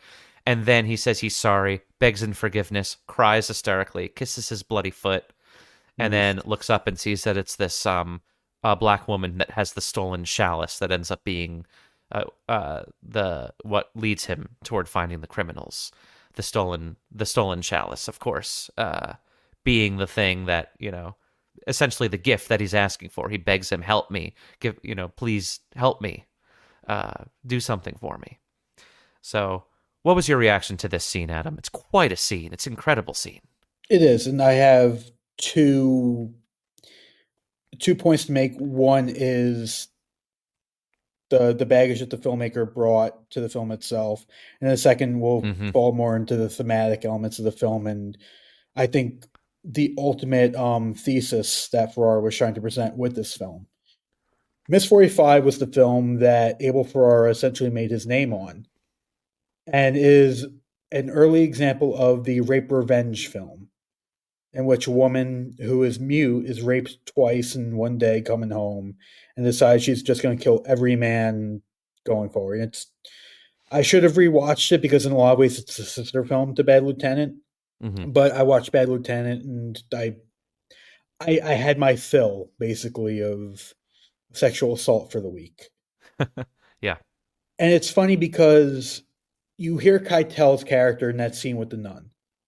It's almost like he wants to, you're expecting that kind of third act climax to be cinematically what we all expect from a movie like this. You expect, here he comes in guns blazing, he's going to shoot those motherfuckers and justice will be done and revenge will be. And she stops and she's like, "I've already forgiven them." And that breaks him down. And I think it's an audience too, because there is an expectation with a movie like this. Right. Here comes the bloody third act, and this is how he'll be redeemed, by killing her attackers, and everything will be put right in the world, and we'll roll the credits, and that's it. But it's in the fact that she forgives them, and the fact that she walks away and kind of is like, "But now what? Where's my redemption?" Basically, like she's almost in that moment feeling like he's being robbed of his redemption. And it shows a great deal of, I think, growth from Ferrara as a director, because with Miss 45, he would have taken that route where there would have been a big bloody revenge throughout the entire film. Whereas now it's like, it's not, revenge that's going to save Keitel, the nun, all the parties involved, but it's going to be forgiveness. Yeah. And that leads me to the thesis of the film. And I think you and I have kind of gone back and forth about it. Let me backpedal a little bit. You've gone to enough Christian services now because of your job. Right. And I think for those of you out this. there, Adam was born and raised Catholic, and I was born and raised Jewish. But I've also been a worship leader for a church for 4 years in New Jersey, and now I sing professionally for Bel Air Church. So in Encino, California. So I have some experience with Christianity now. So yeah. But what is Christ's golden rule? Love thy neighbor as thyself. Correct. And that is, in the world in which we live, not just the world of the film, but the world in which we live, that's a hard thing to do sometimes. Oh, sure. especially, if you're wronged, or if you feel like your friend has been wronged, or if you feel like just everything's bearing down upon you, and it's easy to lose your sense of sympathy. It's easy to be hollowed out, as Harvey Keitel was hollowed out throughout this film. And yet, that's what's asked of you. If you want to be a Catholic, if you want to be an honest to God Catholic, and I'm not going to preach, I'm not going to force anything onto people. Faith is an individual thing. Right. It doesn't work if you don't come to it genuinely. It Right. cannot be foisted upon you. And this is a moment where a guy who has said the entire film he's a Catholic, even though he doesn't live like one, is finally confronted with his Catholicism, literally in the form of Christ. And he lets Christ have it. As a lot of people that I know that I've had, anybody who is a Catholic has had a moment like that where you just want to just explode on the guy. And Yeah. I've done all this, and why couldn't you make it easier on me? And for fuck's sake, I needed you, and you weren't there. Mm-hmm. Which is why that scene moved me, because I've been there. Yeah. I literally saw my father be there. I've seen my mother be there. I've seen my brother. Like, everybody I know has had that moment. Yeah. And in a movie where we've seen this guy do the absolute worst things you can imagine, the absolute worst things, from, drug abuse to violence to sexual assault, because it's, Yeah. essentially that's what that scene was. It was assault, Oh, easily. Yes. to, racist acts, to just self destruction. And to have him brought to this point, that's the thesis of the film. Like, it's not just about saying it and hiding behind it. Mm-hmm. As I feel like this character does do throughout the film, hide behind his Catholicism. Mm-hmm. This is him embracing his Catholicism and endeavoring, I'm going to live by the golden rule.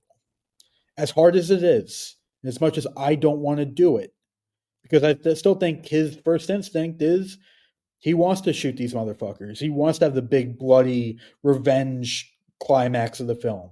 He's going against every fiber of his being not to do that.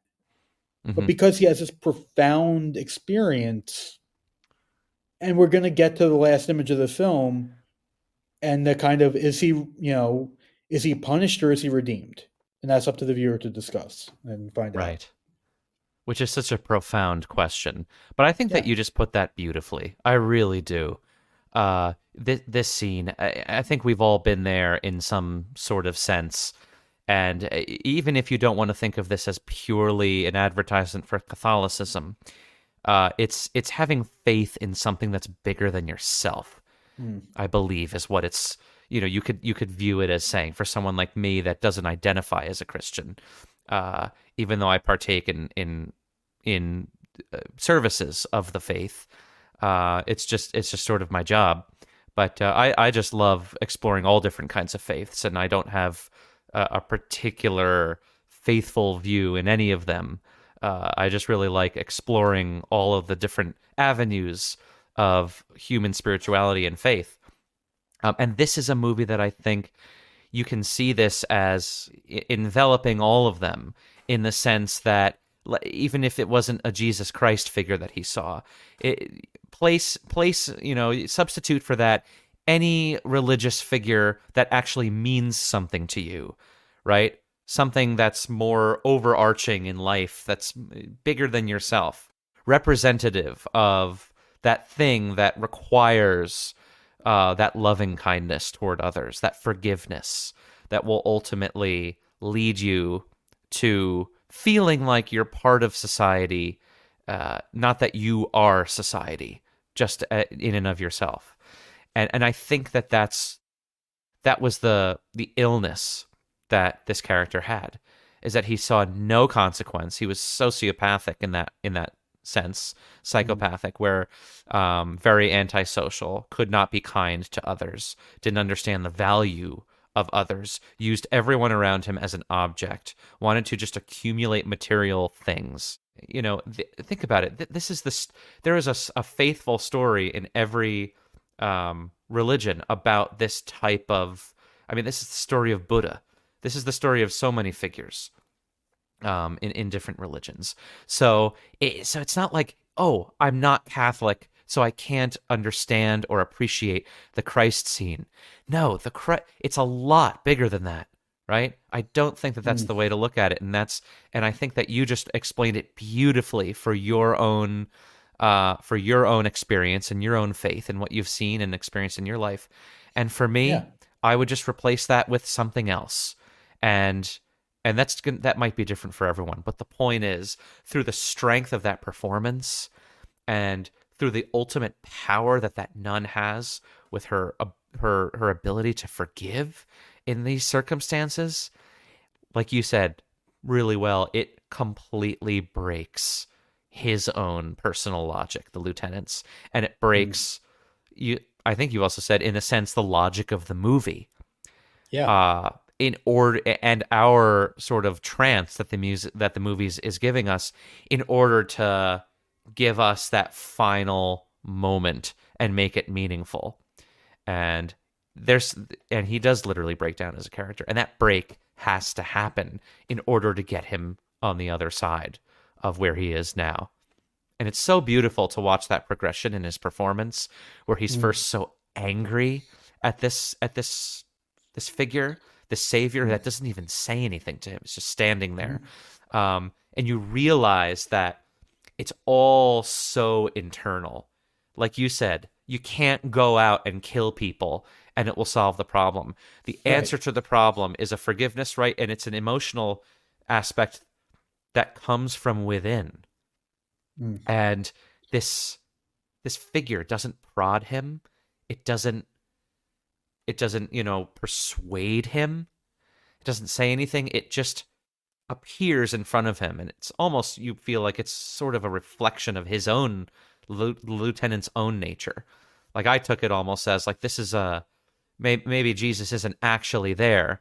Maybe this is just a sort of specter that's representative of the capacity that is actually there in the lieutenant to be good, or to do something good, something redemptive, staring back at him so he can see that possibility in himself through the religious imagery. You know what I mean? So Or it's all communicated to me. It could be the last of the drugs in his system. It could be that kind of Yes. manifesting itself. If you want to give it a Yes. logic of the film, and to Yeah. your point, it doesn't have to. For him, it was Christ, because again, the whole the Catholicism themes in the film. But if he Right. were a Buddhist, or if he were, Jewish, if he were anything else, it would have been another figure you'd feel. Yeah. And that's what's so powerful about it being so simple Yeah. and metaphorical and symbolic, where it just doesn't even need to say anything. It's just there, and he says everything out loud that needs to be said to get him to. I mean, that monologue is incredible. Yeah. To get him on in the right direction, and it's just so cool. And it also changes our perspective of the character, or our perception of the character. Yeah. Rather, where we've spent the entire film judging the character. Mm-hmm. And I feel like in a lot of respects, watching that Christ scene, and again, like, the character is an objectively horrible character, but we feel bad for judging him. Yes. It's like Ferrara kind of turns it on us too, where, shit, man, this might be one of the... I don't like faith-based films because I usually find them to be boring and preachy and just terrible. This could be the best faith-based film I've watched. Yeah, possibly me too. Because it's so subtle and so well placed and well executed and well played. It's amazing that the budget of this movie is just $1 million. Even in 1992, it's worth more, Right. but it's still very low. But what they did, the economy of storytelling here, that you don't need this gigantic, golden compass movie to start saying all these lofty things. It's about character, and it's about narrative, and it's about what we're seeing and why. And that's why it's so astounding to me. That's why I started this podcast. That's why it's so astounding to me that these movies can be so powerful with the right imagery and the right moments, and you don't need all of the bells and whistles that are available to you as a filmmaker in order to do it. It's effective narrative momentum. It's effective imagery. It's evocative in all the right ways. I mean, we were talking in our pre-chat, Martin Scorsese called this one of the top 5 or top 10 or whatever films of the 90s. This is the guy that made Goodfellas and Casino and Cape Fear and all the rest in the 90s. He made the 5 best movies of the 90s or whatever. Pretty much. You know? And this little tiny gritty movie that came out of the cracks of somewhere on the streets of New York is this guy's, and this is one of the reasons why, this is maybe the reason why this scene.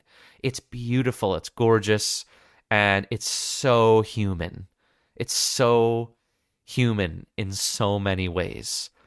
It speaks to all of the emotion that is involved in just being a human. It speaks to human spirituality. It speaks to just how flawed we are and how we reckon with that and how we contend with that constantly, and how we can, no matter who the hell we are or where we come from, we all have the capacity to be introspective about ourselves in profound ways. And it's just incredible what that says. Oh, yeah. I would love to go to the closing. Yes.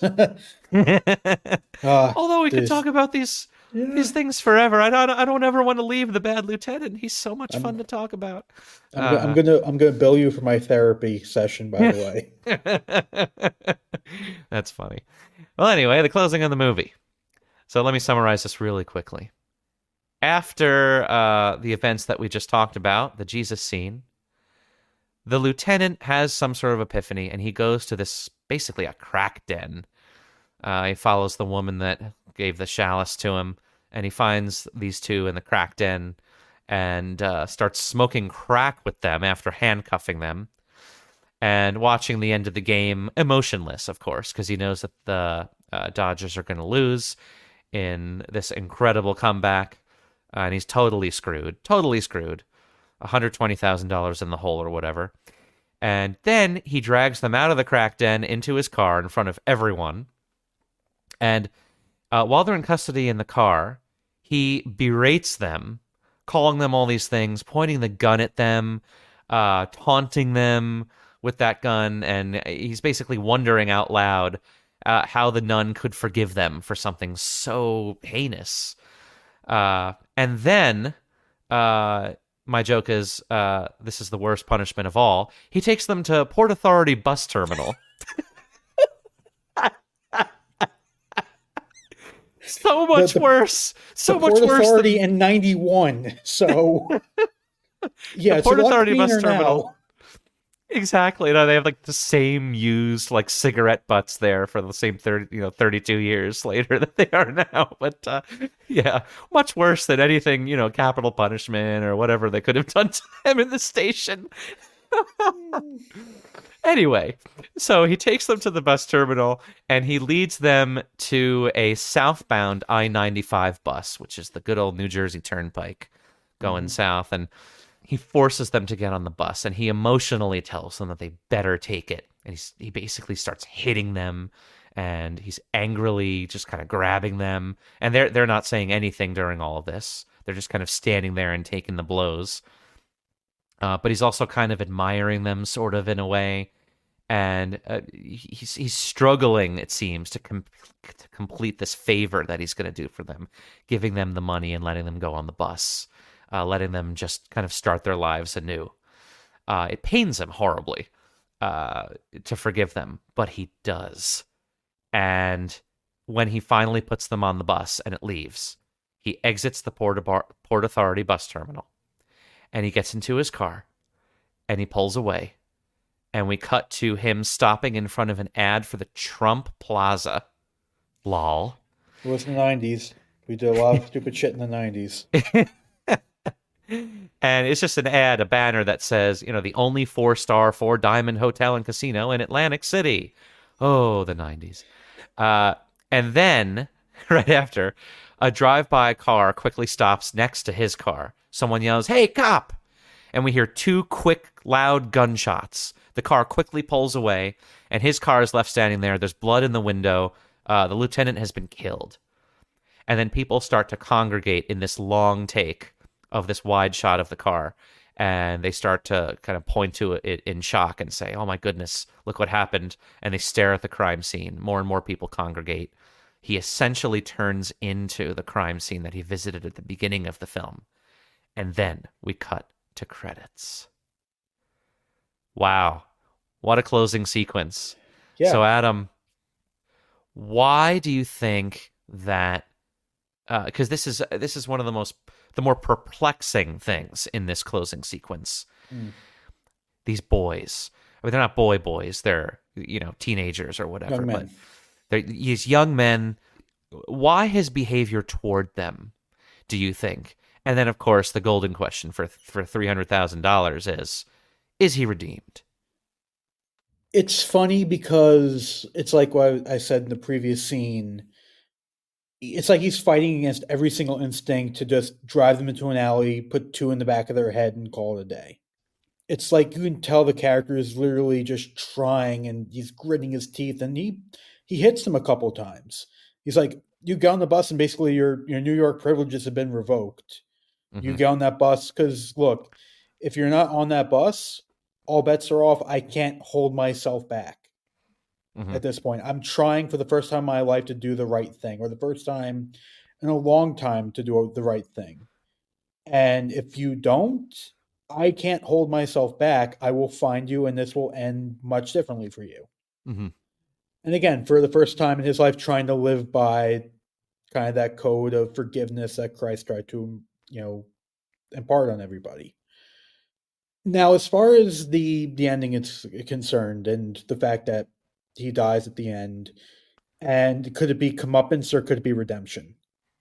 It's easy to see comeuppance. After all, the man lived a monster's life, and this was going to happen anyway, because whether it's the bookie, whether it's the parent of those two girls who, went home and told their father, and their father's like, well, I know what I'm going to do. I'm going to kill this motherfucker.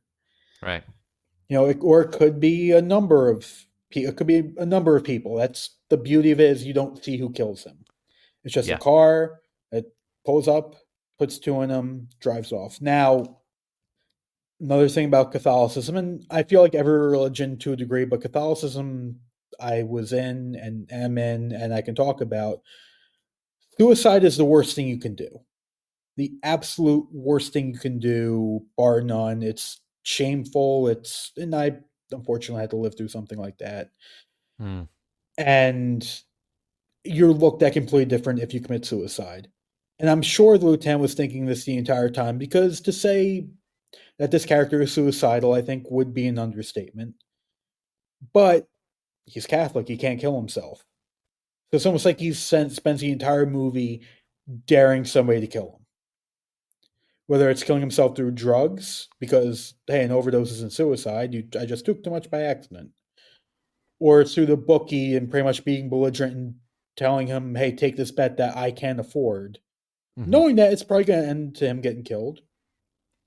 The scene with the two girls. It can go on and on completely. Like, this guy clearly has a death wish. Yeah. And he's at the end of his rope. He's done regardless, because who knows if he does live past the scene, if he doesn't fall back into the same pattern. And the reason why I'm thinking that him seeing Christ and him being redeemed, and why I'm going to take that more literal than think it was a drug hallucination. He wants to die. He's not going to do it by his own hand, but he wants to go. And so in doing the right thing, does he finally get basically called back, in other words? Is this his redemption, and now we can finally die with a little bit of dignity? And this terrible, horrible life that he's led, that he's had, that I think that he wanted to get rid of, because he did this one good thing at the end. And we can argue, was that enough to be redeemed? But let's say, for sake of argument, that he was redeemed. Was seeing Christ kind of his way and begging for forgiveness and doing this right thing, his death, his reward, the death that he wanted to kind of escape from this pit that he created for himself. I think you're I was going to say you're killing it, but definitely the wrong choice of words here. You're nailing it.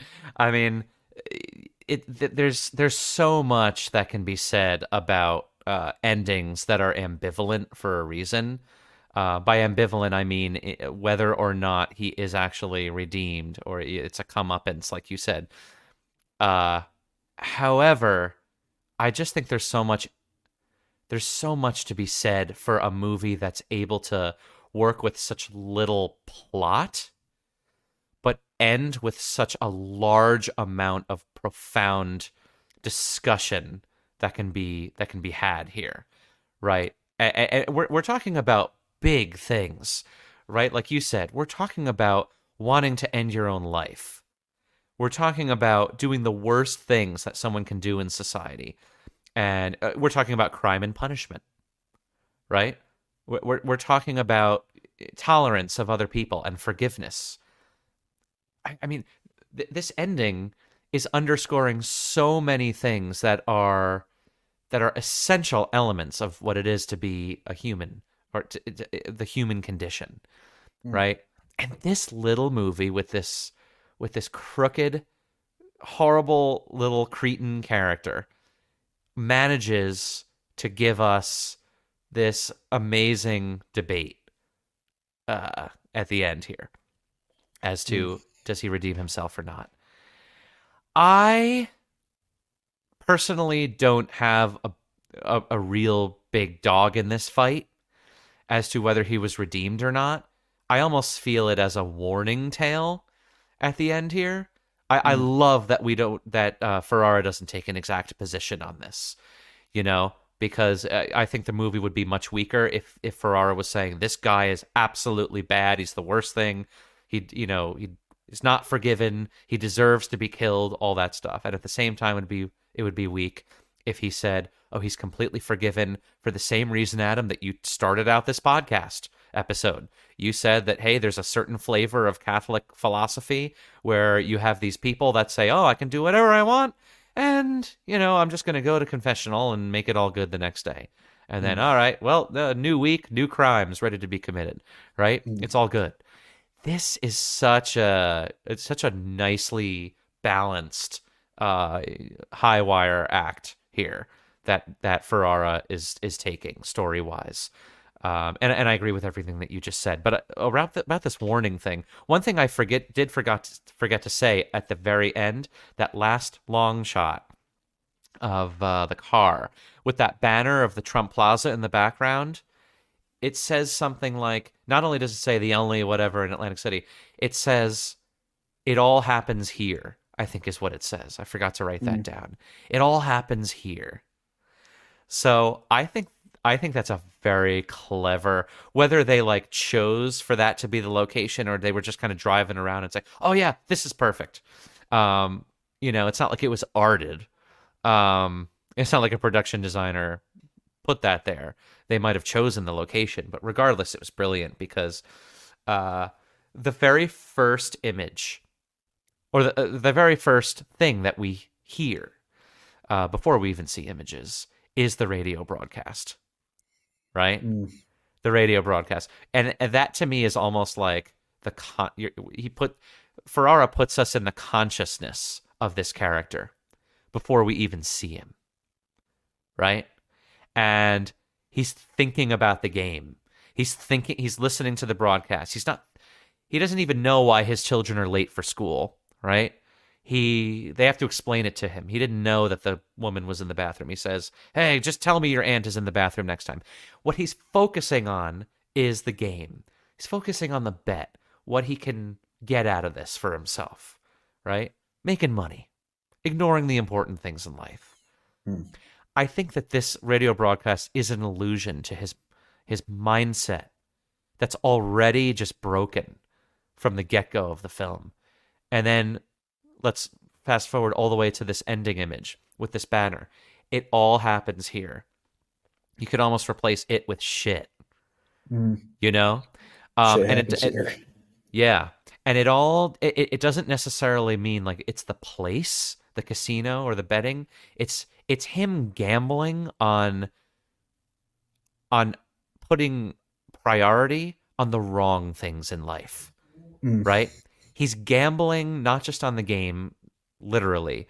He's gambling on becoming a person that's farther and farther away from what the faith that he ostensibly belongs to is preaching to him, right? And in that sense, it feels like it's a comeuppance. But the broader message here, I think, with this choice is that one has to walk a path in life that somewhat regards others, right? I think that, a lot of religions are against betting because it's so self-involved, right? What you reap from betting is essentially very selfish and material, right? And that's exactly what I think that opening was saying.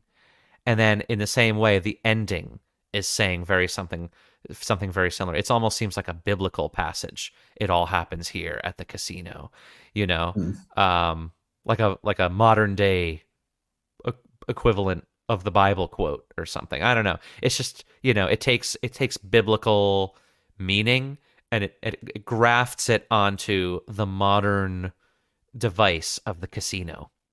And that ends up being the ultimate undoing of this man, I also felt that there's a sort of sense that he stopped in front of that banner. It's almost like he was going to just do the same exact thing again. Right? So, and I agree with you. I think he knew he wanted to somehow not be alive anymore, or he just finally had enough sense at the end to know that this guy was going to kill him because he couldn't pay him. Hopefully not his whole family, but just him. And I think in that sense, it could have been redemption, because then it's implicit that he wanted to do this one good thing, try out this one big act of forgiveness before he knows that someone's gonna come for him. So it's just such a great ending. I think it's so clever, story-wise, and just the art that they use in the film to totally underscore the mysteriousness and the spirituality of it, while never being mistaken at all about the sense of significance of the morality of it. It's incredible. Yeah. I love this ending. I love it, as sad as it is. And I'm not usually somebody who loves the idea of the protagonist dying at the end, but regardless of what you think, this was going to be the end regardless. Whether he's redeemed or whether he gets his comeuppance, it doesn't matter. This was always his end point. Yeah. And there's an inevitability there that is true not just to immorality, but just life in general, right? I mean, we all die. It's gonna happen. And this movie doesn't make any, there's no escaping that. It doesn't make any excuse for it. I mean, one of the first things that we see in the movie is violent death in the car accident. And this is the last point that I would like to say I love about this ending, is that, and I think I also talked about this with Jesse a bunch in Ghost World at the end of that movie, because there's something so powerful and cinematic to me when a character becomes the thing that they view and judge from an outside perspective at the beginning of the film. And they become that. They inhabit that space in their life, in their trajectory by the end of the film. It's very fairy tale like, it's very mystical. It makes you really think a lot about just who you really are and just how easy it is to become that which you hate, or to become that which you separate yourself from at some point in your life. And there's a sort of interconnectivity that I feel with every other person in this sense. I can see someone in a car accident and I can think, oh, I'm glad that's not me. Or I can think, oh my goodness, that could have been me. I'm also a human being. I also drive a car. I also encounter danger in my life. I also make mistakes. Sometimes I drive when I'm angry. Sometimes I do this and sometimes I do that, and I see myself in the other person. Well, this character has perished in the same way that he was completely nonchalant about for his job when he saw all, he ends up like one of those victims. And that makes it seem very, like a parable. And it's subtle. I love when it's subtle too. It's just a wide shot. It's not showing like any imagery that we saw earlier. It's just suggesting it. And you get as much out of it as you want to think about it. And to me, it's just kind of a perfect ending. There's no other way to put it. It's beautiful. It is. And horrific in equal measure.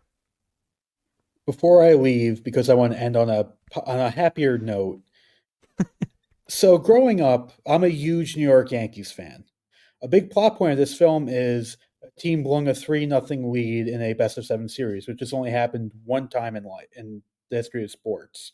And that was when the Yankees blew a 3-0 lead to the Boston Red Sox in the 2004 ALCS. Now, growing up, I was a choir boy, for lack of a better term. Didn't swear, didn't watch perverse movies, didn't do anything untoward. Mm-hmm. So it wasn't until the Yankees blew that 3-0 series lead, and it wasn't until the Red Sox won the next series and swept the St. Louis Cardinals 4-0 to win their first world title in over 80 years, that when I heard that news, that the Red Sox won their first world title in 86 years, I believe it was at that point, that I let out the biggest "you motherfuckers" I think anybody's ever let out to, and I've been cussing like a sailor ever since. So I wanted to leave you on that note. Oh, well, that's beautiful. My fan question for the end of this episode is, do you guys think that the lieutenant was redeemed? At the end, why or why not? Yeah, it seems like an obvious question, but it really is quite an interesting debate to have. So I would love to know all of your thoughts on this. Adam, this has been difficult to talk about, difficult to think about. It's heavy stuff, but as usual, you came through as just a knight in shining armor when talking about difficult things and giving us so much insight into all of this. So thank you so much again for coming back onto the podcast and gracing us with your presence and your wisdom. You're welcome. Can we please do a comedy next time? What? This was a comedy? It was funny when he was squealing and, and... Abel Ferrara still says, he thinks this movie is a comedy, so... That's true. I did read that, too. Yeah, someone thinks it's funny. Yeah. But yeah, I agree. Maybe next time something with a little bit more levity in it. But this was absolutely fascinating, and thank you for coming on. And is there anything else that you would like to plug? As usual, I'll leave Adam's Instagram handle in the description. My apologies to my grandmother for talking the way about Catholics that I did on this podcast. If she ever listens to it, Grandma, I'm very sorry. And if she ever listens to it, Granny, you are the coolest granny possibly in the United States of America for listening to this podcast in the first place. We love you and we appreciate you. And speaking of that, we love and appreciate all of you listeners for entrusting us to talk about films in a meaningful and valuable way. Films that are like this. And thank you so much for tuning in. Thank you for your viewership. Please like, review, follow, subscribe to the podcast on whatever platforms that you can. I'll put information in the description. The graphic content, please let me know what you guys thought about it. If this movie was too much for you to watch, if it was just right. Hopefully you can trust us to decide what material is valuable. But I would like to hear your thoughts about that front. I'll see you on the next episode.